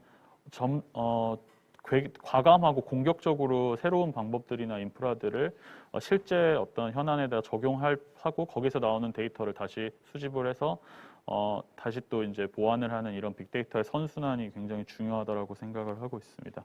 부산은 글로벌 수준의 이제 항만 인프라를 갖추고 있고 여기에서 수집되는 빅데이터의 가능성 굉장히 무궁무진하다고 생각을 하고 있습니다. 그래서 정리해서 말씀을 드리자면 이제 동북아 해양 수도를 목표로 하고 세계 해양 수도를 목표로 한다면 그에 걸맞는 인프라가 필요하다라고 생각을 하고 그 중심에는 해양 빅데이터가 있다라고 생각을 합니다. 하지만 이러한 그 해양 빅데이터를 사용하기 위해서 정책이 잘 받쳐줘야 되고 그거를 집행하는 어떤 당국이라던가 아니면은 집행권자들의 어떤 과감한 결정과 공격적인 그 어떤 사용 정책들이 있어야 되고 뭐 별도의 패스트 트랙을 마련을 한다던가 뭐 그런 어떤 정책적인 도움이 있어야 될 거라고 생각을 하고 있고요. 그리고 부산만의 특화된 아이디어가 필요하다라고 생각합니다. 뭐 굳이 해외 선진 사례라던가 아니면은 국내 다른 도시들의 사례들을 부산에 맞게 적용하는 거 말고 아예 처음부터 부산이 가지고 있는 잠재력과 인프라들을 사용할 수 있는 그런 접근이 필요하다라고 생각을 하고 있습니다. 그렇게 된다면 앞서 말씀드렸던 것처럼 다양한 뭐 스타트업들 그리고 다양한 회사들의 아이디어들이 잘 반영이 될 거라고 생각하고 이것이 이제 지금 부산에서 지금 가장 큰 문제인 청년 외부 유출 문제 그리고 그런 인재 고용 창출에 대한 문제들도 해결함과 동시에 이제 세계 최고의 해양 도시로 발돋움할 수 있지 않을까 이렇게 생각하고 있습니다. 감사합니다. 예. 아마 지금 실제 그 청년 그 창업 기업의 대표로서 아마 그 부산시나 또는 그 정부 정책에 느끼는 실질적인 그런 어려움을 좀 이렇게 얘기한 것 같습니다. 그럼 이제 1차 토론의 그 마지막으로서 어떤 그런 빅데이터, 해양 빅데이터 산업에 대해서 그 김찬호 실장 부탁드리겠습니다. 예. 우선 권재일 박사님께서 말씀하시는 해양 빅데이터 산업에 대해서 발표해 주시고 여러 가지 사례에 대해서 아니면 우수 사례에 대해서 말씀해 주심으로써 우리 해양 산업에서도 빅데이터가 여러 활용 아니면 여러 방면에서 활용되고 있고 적용되고 있다는 것을 알 수 있었습니다. 저 또한 이제 2020년서부터 해서 뭐 해양수산 빅데이터 플랫폼, 아까 권 박사님께서는 거래소라고 말씀을 하셨지만 거래소를 운영을 하면서 아니면 데이터를 구축하면서 겪었던 여러 가지 문제점이나 우리가 앞으로 지식사회, 오늘 계속적으로 말씀을 하시는 부분들이 회사 법원이나 아니면 금융이나 아니면 저희 빅데이터 이런 얘기들 자체가 한편으로는 인프라 중심의 양적 성장을 했던 우리 해운 회사 아니면 수산 이쪽 분야의 그 산업이 좀 더 소프트웨어적인 인프라를 갖춤으로써 지식 산업으로서 발전을 함으로써 가치 산업으로 발돋움하기 위한 여러 가지 논의가 이루어진 측면에서 그동안 느꼈던 데이터 기반 아니면 빅데이터 산업에 대한 부분, 해양수산 부분에 대한 접목, 이 부분이 어떤 문제점을 가지고 있는지에 대해서 잠시 말씀을 드리도록 하겠습니다. 여러분들도 아시다시피 2020년 저희 KMI에서는 해양수산 부분에 대한 이제 전체 산업에 대해서 일을 했습니다. 17만 개의 기업이 있고 82만 명의 종사자가 있고 170조 원에 대한 규모가 있는 산업이라고 하면서 해양수산 부분 자체가 우리나라의 경제에 이바지하는 그런 규모가 굉장히 크다라고 할 수 있었습니다. 하지만 이제 빅데이터 부분 아니면 가치 산업이라고 할 수 있는 이 데이터 관련해서는 기존에 있던 여러 가지 데이터들이 다 분산되어 있고 분절되어 있다는 한계점을 그동안 제가 3년 동안 빅데이터 플랫폼 내지는 거래소를 운영하면서 느꼈던 부분입니다. 아까 권재일 박사님께서도 말씀하셨지만 여러 가지 기관 아니면 여러 가지 공공기관 심지어 해수부 저희 KMI 다 각각의 플랫폼을 구축을 하고 각각의 데이터를 수집을 하고 각각의 수집 체계를 통해서 새로운 서비스를 만들려고 노력을 하고 있습니다. 근데 조금 전에 말씀하신 박재필 대표님께서도 얘기하셨지만 그런 수집 체계 아니면 여러 가지 정책적인 지원 체계에서 가장 한계점이 있었던 점은 무엇이냐면 공공 데이터로서 우리가 이제 공유를 해줘야 되는 측면이 있는데 그런 부분이 어찌 보면 벽이 막혀 있다는 느낌을 민간 기업으로서는 받을 수 있다라는 측면입니다. 우리가 이제 빅데이터를 통해서 새로운 어플리케이션, 아까 정영도 실장님께서 어플리케이션이라고 말씀을 하셨는데 서비스라고 하는 아니면 빅데이터 측면에서는 혁신 서비스라고도 언급을 하고 있는데 서비스 아니면 어플리케이션, 그 수요자가 느끼는 니즈가 있는 그런 서비스들을 만들기 위해서는 공공 데이터하고 민간 데이터의 융합이 절대적으로 필요하지 않나 저는 생각이 드는데 그런 부분에 있어서 좀 한계가 있었지 않나 저는 생각이 듭니다. 만약에 해양수산 부분에 있어서 부산시의 역할을 논의하자고 하면 이러한 공공기관하고 공공 데이터하고 민간 데이터를 융합할 수 있는 인프라, 아까 박 대표님께서도 말씀하셨듯이 그런 인프라를 만들고 수요자 중심의 서비스를 만들어 나가는 그런 노력도 절대적으로 필요하지 않나.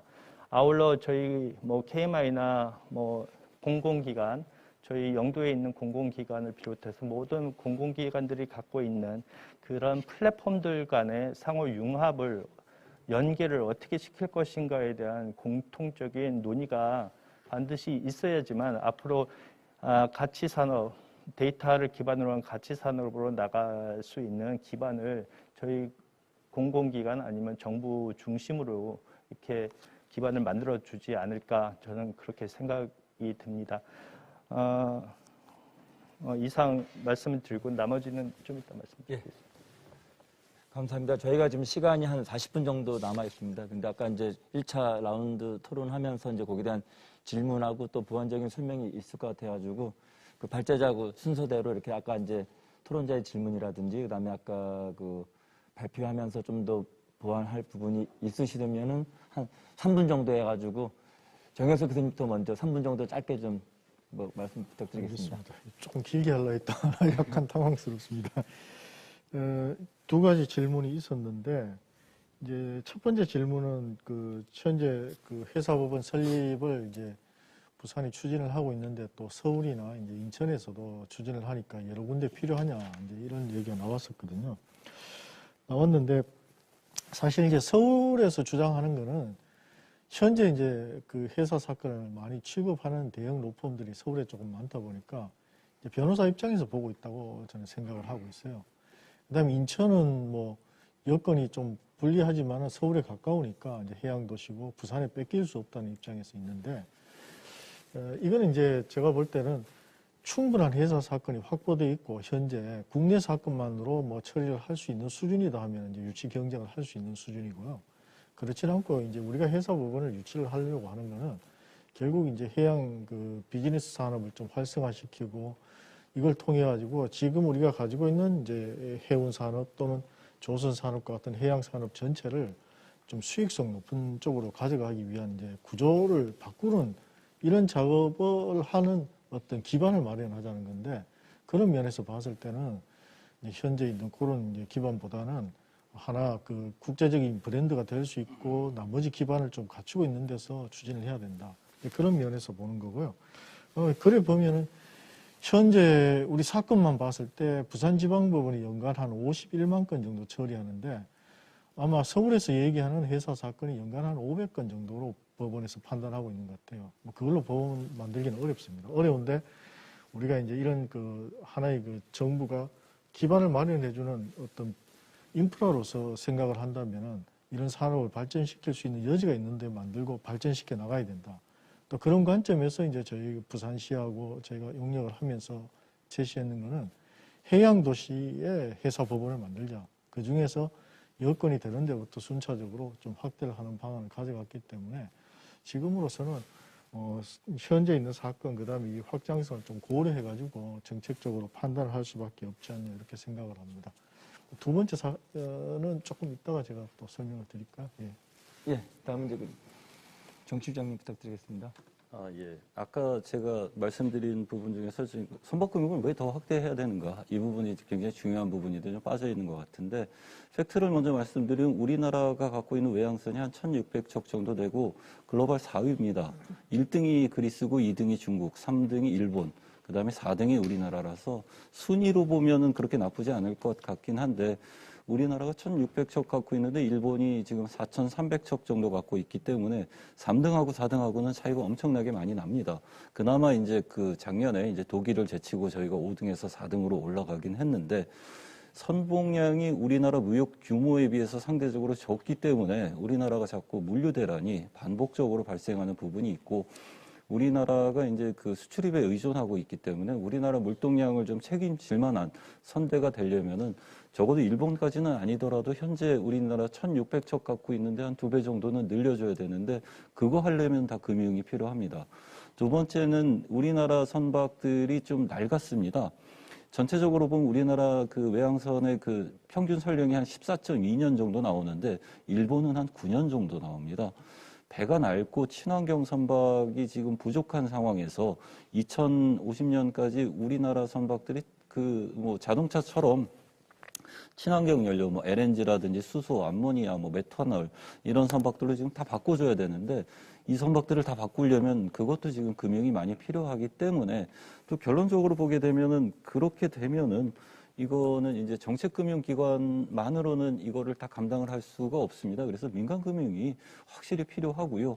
거기에 좀 물꼬를 트는 작업들이 필요하고 아마 민간금융하고의 협력이 여러 가지 종류가 있는데 저희 공사가 하는 것 중에 대표적인 게 바로 보증입니다. 저희가 투자도 하고 보증을 하고 있는데 그 선사들이 민간금융기관으로 선박금융을 하고 싶다면 저희가 보증을 서드리면은 그걸 가지고 민간금융에 가서 민간금융을 하는 거고 그래서 지금 민간금융이 앞으로 더 활성화될 것으로 기대가 되는데 지금 더 많이 필요한 상황이고 우리 해운산업의 경쟁력을 늘리기 위해서는 배를 늘려줘야 되고 친환경 선박으로 다 바꿔줘야 되고 그렇게 된다면은 우리가 좀 일본을 따라잡지는 않을 정도라도 이 부산 지역을 중심으로 해서 선박금융이 크게 확대될 여지가 굉장히 많다라고 생각을 합니다.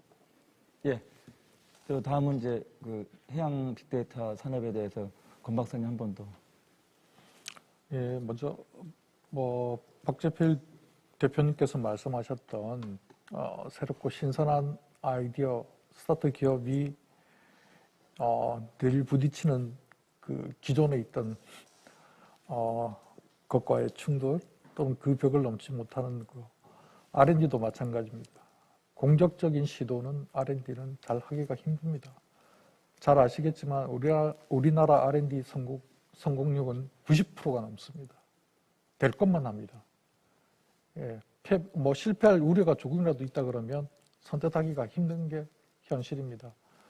예, 이런 부분에 대해서 좀 정책적으로 도전적으로 뭔가를 할 수 있는 분위기를 만들어줘야지 청년들이 뛰어들고 잠시 넘어지더라도 다시 일어나서 뛸 수 있는 그런 정책적인 제도의 뒷받침이 불충분한 상태에서 좀 힘들 것 같습니다. 물론 인프라와 빅데이터도 다 중요하고요. 그 부분에 대해서 공감하고 있다는 거 말씀을 드리고 싶고요.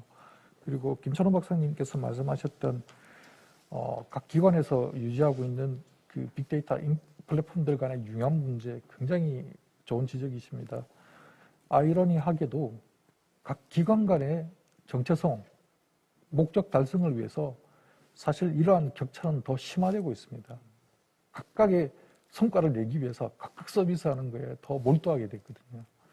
근데 이용자 입장에서는 이게 다 분절이 더 심화되고 있고 나눠지고 하니까 찾기가 힘들게 되는 겁니다. 꼭 원스톱 쇼핑을 해야 되는 건 아니지만 너무 많은 데서 비슷한 류의 자료를 가지고 서비스를 하다 보니 이용자에서는 혼란이 가지고 있기 때문에 플랫폼 간의 융합을 위한 심각한 방법에 대한 논의가 필요하다고 절대적으로 공감합니다.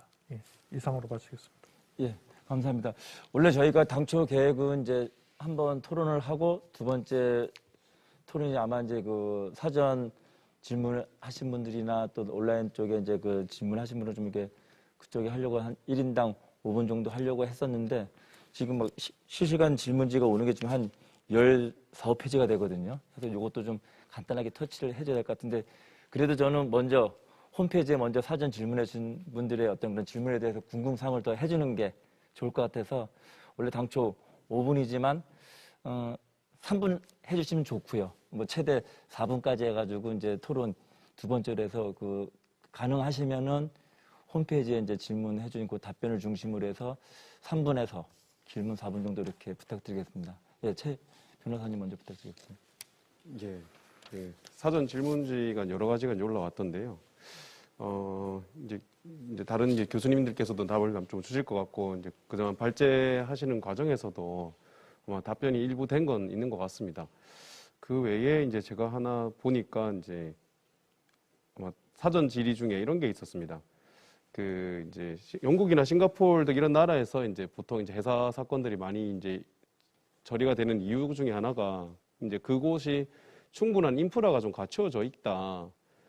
때문에 이제 회사 법원의 도입도 중요하지만 그와 관련된 인프라가 얼마나 우리나라에 갖춰져 있느냐 그리고 그런 해상에서 일어나는 문제를 이제 해결할 수 있는 뭐 법률 전문가의 어떤 양성 과정이라든지 아니면 법률 그 해상 사건에 대한 어떤 이제 전문가들이 양성하는 인력 양성이 얼마나 이루어지고 있느냐 이런 것들에 대해서 질문을 좀 해주신 분이 계신 것 같습니다.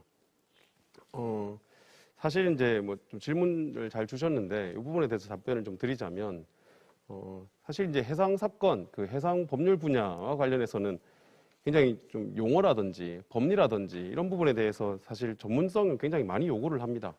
하기 때문에 이러한 부분에 대해서 많이 익히 교육을 좀 받고 해상 사건과 관련된 뭐 법리, 뭐 용어 아니면 이제 관습이나 이런 것들에 대해서 좀 충분히 학습이 된 분들이 이제 법률 전문가로 나아가고 또 이제 회사 사건들을 좀 다루는 분들이 된다면 해상 분야를 이제 회사 분야를 전문적으로 처리를 할 수 있는 능력이 있다라고 볼 것인데요. 과거에 이제 법학전문대학원이 이제 도입되기 이전에는 사실 이렇게 그 해상 분야를 충분히 학습을 하거나 고등교육기관에서 공부를 하고 이제 변호사가 된 분들은 사실 극히 드물었고요. 이제 사법시험을 통과하고 그 이후에 이제 해당 사건을 다루면서 배워가는 과정이 많이 있었습니다. 근데 이제 법학전문대학원이 이제 도입된 지 벌써 10년이 넘어 있고, 최근에도 이제 많이 제가 알고 있는 분들도 많이 계시지만, 이제 학부에서, 그러니까 이제 대학교 과정에서 이미 이제 해양 분야, 해상 분야를 충분히 이제 고등교육기관에서 학습을 하고 공부를 한 다음에, 대학원으로서 이제 법학전문대학원을 진학하여 결국 해상 전문가의 이제 해상 법률 전문가로서 이제 활동하고 계신 분들도 많이 계시고요. 이런 분들이 이제 우선 이제 인재로 이제 자라나서 이제 국제적인 이제 분쟁, 국제 해상 분쟁 같은 부분도 많이 처리하고 있는 분들을 많이 알고 있습니다. 그래서 이제 사실 이제 부산 같은 경우는 이런 이제 해상 전문가를 이제 양성하고 있는 고등교육기관으로 한국해양대학교가 있고, 또 부경대학교도 있고, 또 부산에 소재한 여러 이제 부산대학교, 동아대학교 등등의 고등교육기관에서 해상 분야나 해양 분야를 사실은 이제 교육을 하고 있는 학과들이 많이 있습니다. 그래서 이제 이런 학과를 졸업한 학생들이 이제 변호사가 되면서 해상 분야를 전공으로 하는 이제 변호사로 양성이 되는 이제 그 과정이 많이 이루어지고 있는데, 문제는 이게 충분하냐 하는 게 이제 사실 좀 짚어봐야 될 부분인 것 같습니다. 이 해사법원이 도입이 되고 나면 해사 분야도 굉장히 세부적인 전문 분야들이 많이 나뉘게 되는데, 그렇다면 지금 이 정도의 수준에서 충분한 것이냐? 제가 봤을 땐 그렇지는 않은 것 같고요. 앞으로 이제 해사법원 도입과 이제 병행해서 이 석사, 박사 과정을 넘어서는 과정들, 그리고 이제 해상 분야의 어떤 세부적인 분야까지도 더 아우를 수 있는 이제 분야들을 다룰 수 있는 프로그램이나 양성 과정들이 좀 더 도입이 돼야 된다, 이렇게 생각을 하고 있습니다. 예, 여기까지 답변드리겠습니다. 예, 감사합니다. 아마 지금 아까 그 질문 쪽에서도 이제 아마 그 많은 그 시청자나 또는 사전 그 질문자들이 어떤 이제 변호사가 어떻게 하면 될 수 있을까? 해사법원이 생겼으면 또 새로운 시장이 또 생기고 부분이 있고 하니까 교육 측면도 같이 포함시켜서 아마 그 교수님 어떻습니까? 예. 일단 사전 질문 잠깐 언급하고, 예. 그러니까 그 부산 설치는 당연한가, 현재 진행 상황이 어떤가, 그런 궁금증이 있었는데, 저희는 당연하다고 생각하고 있죠. 해양수도라는 브랜드 파워, 그리고 해양 인프라 잘 갖춰져 있고, 그리고 우리 지금 부산시가 추구하고 있는 그 해운 그 지식산업의 필수적 요소가 이제 해사법원이다. 그런 면에서 당연한 건데, 그런데 이제 도전이 지금 있죠. 그래서 이런 당연함에도 불구하고 경우에 따라서는 수도권 중심 사고에 뺏길 것도 우려도 있습니다. 그 경계를 해야 되는데, 지금 이제 21대 회기가 1년 10개월 남았습니다. 이때 통과하지 않으면 또 자동 폐기가 되거든요. 이게 반복되는 현상인데, 그래서 우리가 이제는 어떤 액션 플랜으로 들어가야 될 입장이거든요. 그냥 이렇게 세미나하고 주장하고 이제 그런 시대는 지났다. 결국 이제 이것은 입법으로, 법원조직법, 각종 그 관련 법을 이제 입법으로 이제 완결을 해야 되는데, 결국 이제 국회를 우리가 이제 두드려야 됩니다. 국회에는 이제 법사위가 있죠. 우리 지금 4개의 법률안 현재 계류 중에 있거든요. 안병길 의원 포함해서 이수진 안까지 계류 중에 있습니다. 이수진 안은 이제 해사로는 약하니까 서울에서 차지하기 위해서 국제 상사라는 것을 같이 얹혔습니다. 그래서 해사 국제 상사 법원을 추진하는 것으로 되어 있거든요. 제가 그 홈페이지 들어가서 제안자 목록을 보니까 거기에 놀랍게도 이 인근 지역의 국회의원이 거기에 올라가 있어요. 우리가 이렇게 안이하게 대응하고 있다는 하나의 반증이다, 이렇게 보여집니다. 그래서 액션 플랜을 짜서 이제 국회를 컨택트 포인트를 마련해서 의원을 확보해야 되고, 그리고 목표가 있어야 됩니다. 법사위 마냥 시간이 흘러가거든요. 그래서 법사위에 언제까지 종료하고 본회의 언제 통과시킨다, 그런 목표가 있어야 되겠고, 행동 주체는 이제 부산시를 중심으로 각계가 다 참여를 해야 되겠죠. 그래서 우리가 가덕도 신공항을 유치한 그런 경험을 살려서 해사법원 유치운동도 정말 대대적으로 벌리지 않으면은 그냥 또 지나가거나 뺏길 수 있다, 그런 생각이 듭니다. 그리고 교육에 대해서 말씀드리면, 우리 부산대하고 이제 동아대가 다 해상법들이 다 그 강좌가 열리고 있습니다. 저 해상법을 가르치고 있고 학생들이 많이 관심을 가지고 참여하고 있거든요. 그래서 이런 것들이 설치가 되면은 저는 강의 시간에도 계속 얘기합니다. 해사법원 설치되니까 열심히 해라. 그래서 또 이 설치가 매우 중요하다 그렇게 말씀드립니다. 예, 예. 감사합니다. 아마 정말로 그 부산 쪽에 해사 법원이 설치되면 그 지역에 있는 그 법학 학생들한테는 정말 좋은 기회가 될 거고요. 또 그런 기회를 통해서 오히려 그쪽 법률 서비스에 관련 시장이 더 커지지 않을까 생각합니다. 예.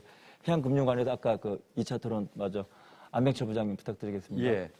그 여러 질문 중에서 이제 두 가지를 제가 뽑아봤는데요. 하나는 이제 해양금융 부분에 있어서 부산이 아직도 그 변방에 머물고 있다. 구체적으로 이를 발전시키려면 어떻게 해야 되는가라는 질문이 하나 있었고요. 또 하나는 그 해양금융이라는 별도의 그런 차별화된 금융이 왜 필요하냐라는 질문이 있었습니다. 그래서 이 두 가지에 대해서 간단히 말씀을 드리겠습니다. 먼저 이제 그 해양금융의 어떤 중심지와 관련해서 여러 가지 저희들도 검토도 했고 많은 이제 세미나를 했고 또 다른 나라들의 사례를 한번 살펴봤습니다. 그랬더니 통상적으로 이제 금융 허브라고 얘기할 때는 세 가지 정도의 그 요건이 필요합니다. 첫째는 금융기관이 많이 모여 있어야 되고요. 두 번째로는 그 통신이라든지 교통이라든지 여러 가지 그 금융기관들이 업무를 효율적으로 볼 수 있는 인프라가 구축이 돼야 됩니다. 그다음에 세 번째 가장 중요한 것은 거래 건수가 많아야 됩니다. 아무리 금융기관이 많이 모여 있다 해도 거래 건수가 없다면 존속할 이유가 없겠죠. 반대로 거래 건수가 아주 많다면 오지 말라도 올 겁니다.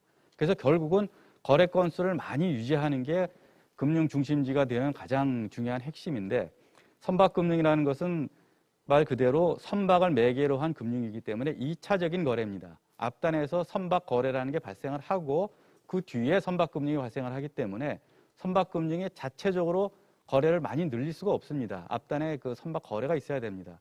그럼에도 불구하고 선박금융이 자체적인 발전을 할 수 있는 방안을 찾는다면 저는 그 대출 시장을 활성화하는 쪽을 좀 염두에 두고 있습니다. 지금 바젤 3, 바젤 4로 넘어가면서 은행들이 그 자금 조달과 운영에 상당히 어렵습니다. 그러니까 장기로 운영하는 자금은 장기로 조달하라고 하는 것이 이제 그 BIS의 기본 원칙입니다. 그런데 은행은 아시다시피 단기로 조달해서 장기로 운영해서 거기서 금리 차를 수익으로 얻는 게 은행의 이제 기본 베이스인데 그 부분이 점점 어렵다 보니까 특히 선박금융처럼 장기간 대출이 이루어지는 거래에 대해서는 좀 위축될 수밖에 없습니다. 그래서 이것을 해결할 수 있는 방안은 대출 채권을 은행들 간에 그 유통을 함으로써 만기를 단축시키는 효과가 있습니다. 그리고 또 하나는 거래를 지속적으로 유지할 수 있는 효과가 있습니다. 그래서 저는 이 그 대출 채권을 좀 활성화하는 그런 대출 채권 시장을 좀 더 활성화하는 방안이 좀 필요하지 않을까. 그래서 여러 그 금융 거래를 활성화하는 방안이 있겠지만 지금 짧은 시간에 말씀드릴 수 있는 것은 이제 그런 부분들. 그 다음에는 국내 선사들의 그 선박금융 거래뿐만 아니라 국내 조선소의 발전, 우리나라 조선소가 워낙 발전되어 있기 때문에 많은 해외 선주들이 발전을 하고 있습니다. 그래서 이 부분들은 사실 저희들이 거의 놓치고 있고 주로 외국계 은행들이 많이 참여를 하고 있거든요. 그래서 점점 저희도 이제 해외 선사 거래를 좀 늘릴 필요가 있겠다라는 이 두 가지를 말씀드리겠습니다. 그다음에 이제 두 번째 질문, 그 선박금융, 해양금융이라는 게 왜 차별화된 그런 대우를 받아야 되느냐라고 말씀드리겠습니다. 무릇 대출이라고 하면 가장 중요한 두 가지 요소가 있습니다. 첫 번째는 어떻게 상환을 할 것인가의 그 상환 재원에 관한 문제가 있고요. 두 번째로는 만약에 문제가 생겼을 때는 어떻게 갚을 것이냐 해서 그 담보에 대한 그런 문제가 있습니다.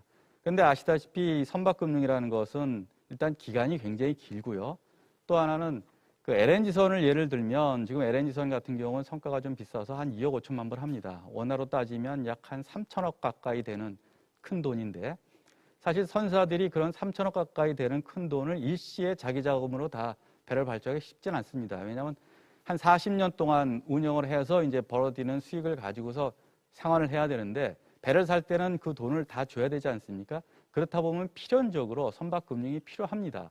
그런데 여기서 말씀드렸듯이 상환 재원과 그 담보에 대한 문제인데 그럼 3천억 가까이 되는 그런 선박을 100% 담보로 이걸 대출할 수는 없는 거고 결국은 거기서 얼마만큼 수익이 창출하고 그 상환 재원이 얼마나 안정적으로 발생하느냐 그거를 이제 평가를 해서 결국은 선박금융을 대출하는 거거든요. 그래서 이제 선박금융이 좀 어렵다고 하는 얘기입니다. 어차피 미래에 발생할 것을 지금 평가를 해야 되기 때문에 그러면 그 미래에 그런 영업수익이 안정적으로 발생하려면 어떻게 해야 되는가, 어떻게 평가를 할 것인가, 거기에 대한 것들이 이제 상당히 고도화된 전문적인 지식이 필요합니다. 또한 배라는 것은 가만히 정치되어 있는 그런 부동산이 아니고 전 세계를 돌아다니는 겁니다. 이러한 배들이 곳곳에 다니면서 사건, 사고도 일으킬 수도 있고 또 그 배가 필요할 때 담보권을 행사하기 위해서는 배를 납포해야 되고 또 팔아야 되고 라는 문제가 발생하는 건데 이것이 여러 나라에 걸쳐서 배가 운행을 하고 또 여러 나라 국제법에 의해서 운행이 되기 때문에 이것을 어느 한 특정 국가의 법만 알아서 되는 게 아니라 다양한 그런 회사와 관련된 법과 제도와 이런 것을 다 알아야 됩니다. 그렇기 때문에 선박금융이 일반 금융과는 굉장히 다른 그런 차별점을 갖고 있고 그것을 하기 위해서는 상당히 많은 그런 그 인력들이 어떤 업무의 그런 그 교육 훈련을 좀 받아야 됩니다. 그래서 선박금융이라고 하는 것은 말 그대로 하나의 그냥 주택담보대출처럼 담보 잡고 돈을 빌려주는 게 아니라 그것을 평가할 수 있는 능력, 그 다음에 사고가 발생했을 때 그 사고를 처리할 수 있는 능력까지 다 갖춰야 되는 일종의 인프라와 관련된 그러한 산업이기 때문에 거기에 대한 전문적인 지식을 갖고 그것이 필요하다고 해서 선박금융을 별도의 그러한 분야로다가 인정을 하는 겁니다.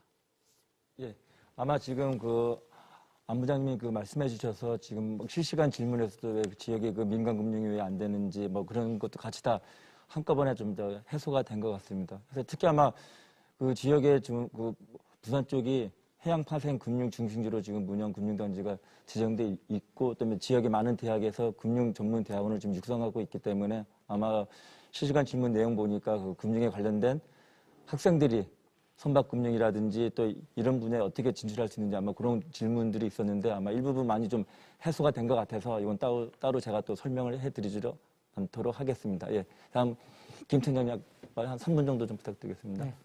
저 사전 질의 내용 중에서 이제 국책은행 최근에 이제 모 국책은행에 대한 부산 이전에 대한 이제 정책 과제로서 국정 과제로 채택되었는데 국책은행 부산 이전과의 연계성 강화에 대해서 질의를 주셨습니다.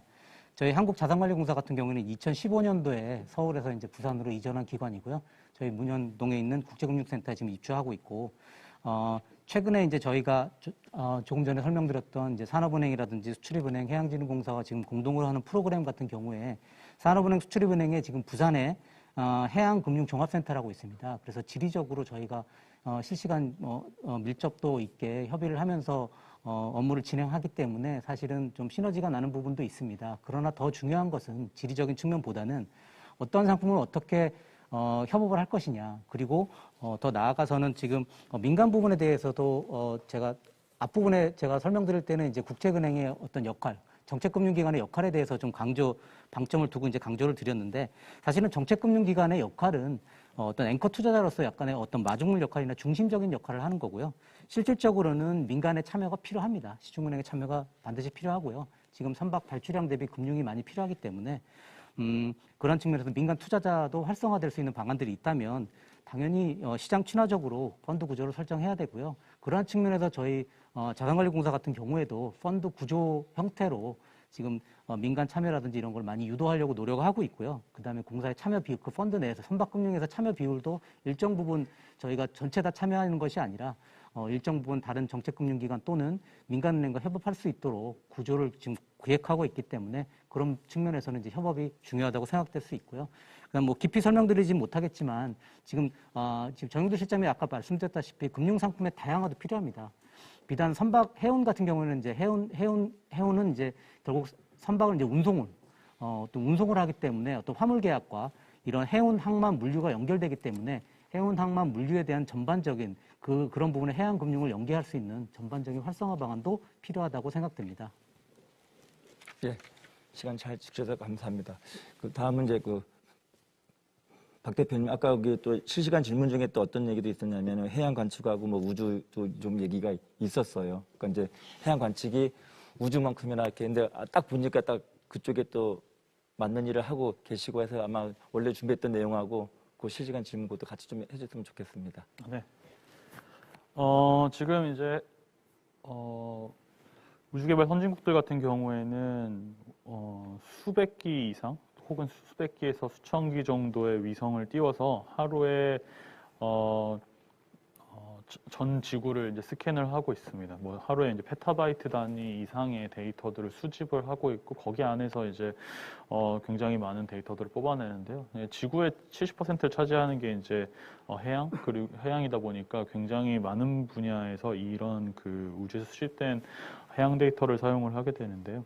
일단은 선진국들 사례를 몇 가지를 소개를 해드리자면 항만에 이제 비축류가 있는 그 오일 탱크들을 전 세계의 오일 탱크들을 촬영을 해서 유가를 예측하고 거기에 맞는 트레이딩을 하는데 사용을 하는 그런 사례가 있었고요. 그리고 이제 지금 안 그래도 수출입 분야에서 지금 코로나 사태 때문에 이제 뭐 자동차를 주문하면 뭐 1년 이상 걸리잖아요. 그래서 전 세계 물동량 파악을 하기 위해서는 아까 말씀드렸던 것처럼 전 세계의 사진을 찍어서 거기에 있는 배들을 식별을 한 다음에 이 항구에 얼마나 많은 물자들이 내리고 탈 수 있는지를 예측을 해서 이런 수출입이나 아니면 선박 운용에 대해서 그리고 어떤 그 연료 절약에 대해서 지금 활용하는 사례들도 많습니다. 또한 그 이제 수산 분야 같은 경우에는 이제 유럽항공우주국 같은 경우에는 위성을 사용을 해서 이제 만약에 유조선이 침몰되었을 때 이런 방제 분야에 대해서 미리 그 해류의 흐름이나 이런 것들을 예측을 해가지고 방제의 효율성을 높인다던가 아니면은 인도네시아 같은 경우에는 그 위성을 가지고 인도네시아의 특히 불법 어획이 굉장히 심한데 그런 부분들을 이제 무선 신호를 감청을 해서 불법 어선들을 이제 지금 근절을 한다던가 이런 분야에 이제 사용을 하고 있습니다. 그래서 이제 말씀해주신 이제 특히 해양 모니터링 분야에서 빅데이터가 어떤 분야에 사용되는지는 이러한 해외 선진국들 사례에 대해서 알 수 있고요. 그렇기 때문에 특히 이제 해양 빅데이터 수집이 굉장히 많은 분야에서 사용될 수 있을 거라고 생각합니다. 제가 받았던 질문 중에 근데 이제 다른 산업들보다 이제 해양 산업은 한 발 뒤처지는 경향이 있는 것 같다. 그리고 우리나라에서는 우수한 기관들이 있는데 왜 그게 이제 계속 뒤처지냐라고 이렇게 질문해 주신 분이 있는데요. 일단은 맞습니다. 우리나라에서 이제 해양 관련 우수한 인력들과 이제 정부 부처 기업들이 있는데 빅데이터에서 이제 항상 강조를 하는 부분들은 이제 구슬이 서말이어도 깨어야 보배라고 데이터들이 있어도 그걸 하나로의 어떤 아까 말씀해 주셨던 앞서 박사님들께서 말씀해 주셨던 것처럼 하나의 어떤 목적을 통해서 이제 이걸 꿰어야 되고요. 그거를 이제 정책에 이제 실질적으로 반영을 하고 다시 그거를 다듬는 과정이 필요하다라고 생각을 하고 있습니다. 부산에서 이런 노력을 하지 않는 것은 아닙니다. 그 해양 산업 같은 경우에는 굉장히 전통적으로 안정된 산업 중에 하나인데요. 이제 고착화되다 보니까 어떤 발전이나 어떤 향상이 없었던 사례에서 벗어나서 이제 새로운 뭐 블록체인이라던가 우주 기술이라던가 아니면 빅데이터라던가 이런 것들을 해양 산업에 접목시키는 이제 해양 신산업이라는 그런 하나의 어떤 그 산업 분야를 부산시에서 이제 계속 발전을 시키고 있고요. 좋은 사례들이 이제 만들어져서 그 부산에서 이제 좋은 그 해양 특히 이제 해양에서의 어떤 혁신이라든가 그런 것들을 해양 신산업을 통해서 이루어질 거라고 생각을 하고 있습니다. 네, 감사합니다. 예. 아까 그 실시간 질문 같이 포함해서 그다음에 그 사전 질문 답변 아주 잘 상세하게 설명해 주셔서 아마도 따로 제가 좀 체크했던 것 좀 생략하기로 하겠습니다. 지금 이제 2차 토론의 마지막으로 이제 그 김 시장님 부탁드리겠습니다. 사전 질의서에 대한 답변 조금 드리고 싶은데요. 일부 질문하신 이게 질문인지 아니면 제안인지 이런 부분이 좀 헷갈리기는 하지만 빅데이터를 활용해 가지고 운항 정보 예측 프로그램 이런 걸 만들 수도 있지 않냐 이런 말씀도 하셨고 스마트 양식업과 빅데이터의 결합으로 시장 수요 예측 이런 부분, 생산량 조절 이런 부분에 대한 시스템 구축 가능성에 대해서 말씀을 하셨습니다. 지금 저희 플랫폼이나 지금 아까 권재일 박사님께서도 발표하신 내용 중에서도 여러 우수 사례들이 있는데 저희 해양수산 분야에서도 굉장히 많은 이제 어플리케이션 서비스를 만들고 있습니다. 여러분들께서 제안하신 내용들도 거의 대부분이 포함되어 있고, 그리고 이제 정부에서도 여러 가지 뭐 스마트 물류 체계를 위해서 여러 가지 플랫폼들을 만들고 있습니다. 예를 들면 물류 운송의 최적화 및 정보 공유 플랫폼 구축도 하고 있고요. 스마트 항마 안전 플랫폼, 디지털 트윈 이런 최첨단 기술들을 활용한 물류 기술 플랫폼들을 만들고 있는데 지금 저희가 이 시간에 제가 뭐 저희 플랫폼에 대해서 잠깐 홍보를 하자고 하면 지금 뭐 스마트 양식업과 관련돼서 저희 플랫폼에서는 11개 센터 중에서 1개 센터가 스마트 양식에 대한 정보를 수집을 하고 있습니다. 그래서 4가지 어종에 대해서 피딩, 그러니까 얼마만큼 먹이를 주냐, 환경이 수온에 따라서 어떻게 변화할 수 있냐, 질병에 대해서 어떻게 변화할 수 있냐 이런 데이터를 통해 가지고 양식업의 뭐 출하 시기를 조절하는 그런 시스템도 만들고 있고요. 아니면 아까 해양 쓰레기 문제에 대해서 얘기를 하셨는데 해양 쓰레기 중에 하나가 유실 어구도 있습니다.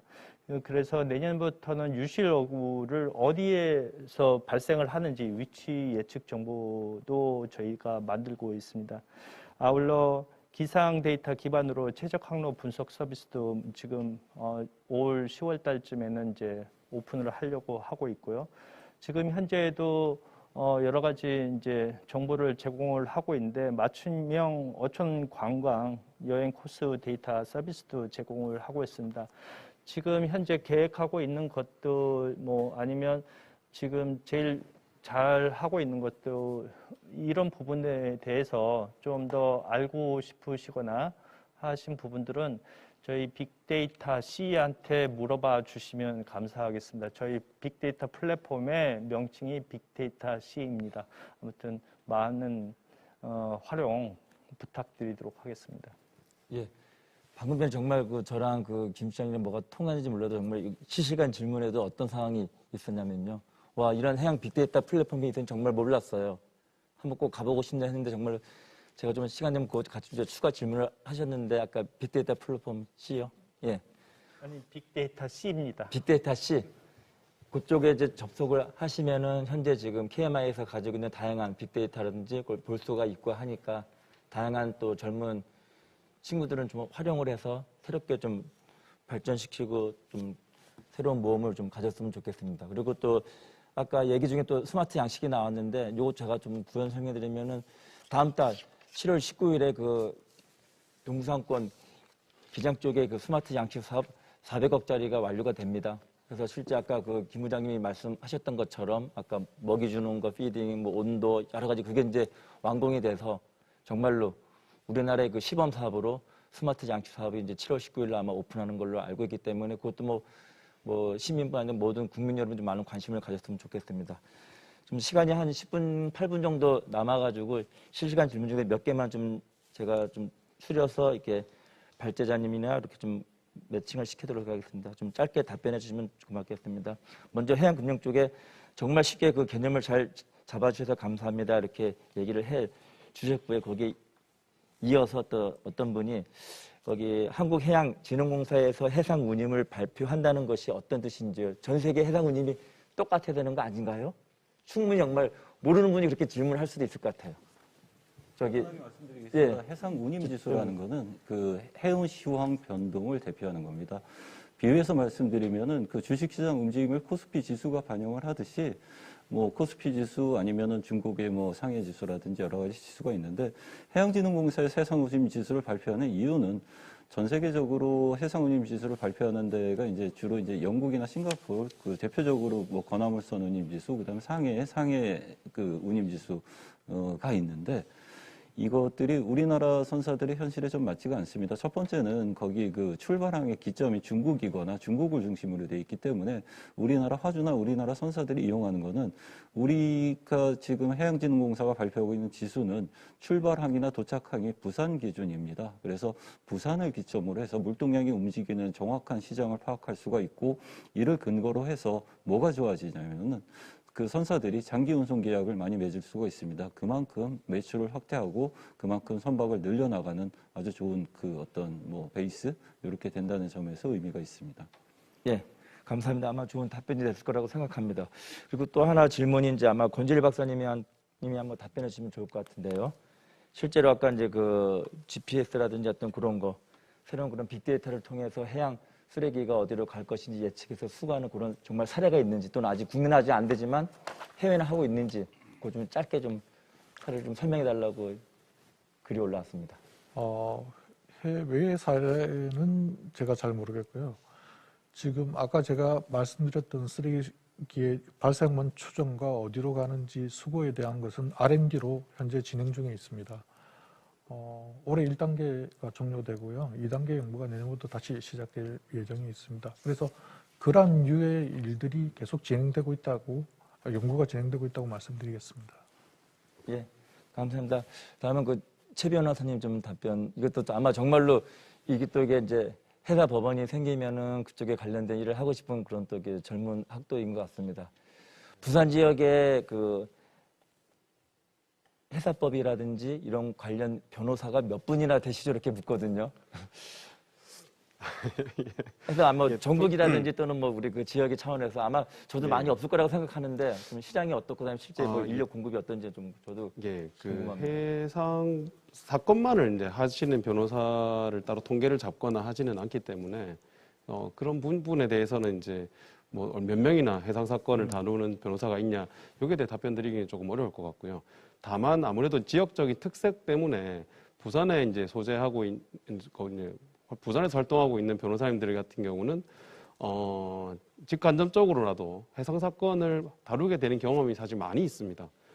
그들은 그런 과정에서도 또 이제 아까 제가 말씀드렸던 것처럼 해상 분야라든지 해양 분야를 이제 학부 과정에서부터 공부하셨던 분들은 아무래도 이제 선박 충돌이라든지 아니면 해양 관련된 분쟁이라든지 이런 부분들을 주로 좀 많이 다루고 계시긴 하거든요. 부산에 뭐 몇 명이나 있냐 이렇게 말씀드리기는 좀 어렵지만 그래서 제가 알기로는 그래도 상당수의 변호사님들이 해상 분야나 선박 충돌이나 아니면 해양 관련 분쟁의 사건들을 다루는 분들이 많이 있다 부산에 그렇게만 말씀드리면 좋을 것 같습니다. 예, 감사합니다. 네. 실제로 그 온라인 그 사전 질문지라든지 그다음에 실시간 질문 정말로 많았습니다. 근데 저희가 지금 다 시간 관계상 다 답변을 해드리지 못한 점 정말로 좀 양해 구합니다. 그럼 이제 정리하도록 하겠습니다. 저희가 지금 제 3섹션에서 발제하고 토론한 회사 법원, 해양금융, 해양 빅데이터 산업은 정말로 우리 앞으로 미래 신산업 중에서 해양 지식 산업의 가장 천병인 것 같습니다. 그래서 이런 세 분야가 적어도 잘 이루어지게 되면은 2000년 초부터 부산이 꿈꿔왔던 동북아의 어떤 해양 수도 실현이 저는 다 이제 완성되지 않을까 생각합니다. 그리고 2030년 세계 엑스포가 유치가 되고 가덕 신공항이 완성이 된다면은 명실상부하게 동북아 지역에서 해양 부분은 가장 뛰어난 도시로 발전하고 성장했을 거라고 생각합니다. 저는 최근 제가 지금 많이 강조하는 것 중에 하나가 세계 중심 해협이 이동하고 있다는 걸 좀 강조하고 있습니다. 그래서 14세기 석탄 시대 때는 도보 해협이 가장 배들이 많이 다녀서 런던이 아직까지도 그걸 바탕으로 해서 회사 법의 중심이 돼 있고요. 현재 석유 시대에는 말레카 해협인 싱가포르가 석유 제품 시장을 중심으로 해서 해양 금융뿐만 아니라 다양한 금융 중심으로 발전하였습니다.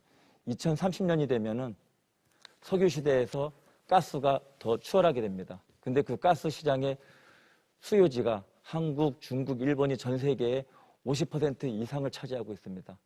그래서 저는 앞으로 그리고 북극 항로가 2035년 개항이 된다면은 앞으로 도보 해협, 말레카 해협 그리고 앞으로 부산의 앞바다인 대한해협이 전 세계에서 가장 많은 배들이 선박이 다니는 지역이 되고 그 가스 거래 중심지가 아마 될 것으로 판단됩니다. 그것을 우리가 대비하기 위해서라도 지금 오늘 저희가 제 3섹션에서 발표했던 회사법원, 해양금융, 해양 빅데이터가 지금부터라도 준비를 해서 반드시 2030년까지는 완성을 해야 될 것으로 생각됩니다. 매년 이렇게 좋은 그런 토론회 장을 마련해 주신 국제신문하고 KNN 그리고 마지막까지 시청하고 계시는 온라인 참석자들께 대표해서 제가 감사의 말씀을 드리면서 제 3섹션을 마치도록 하겠습니다. 감사합니다.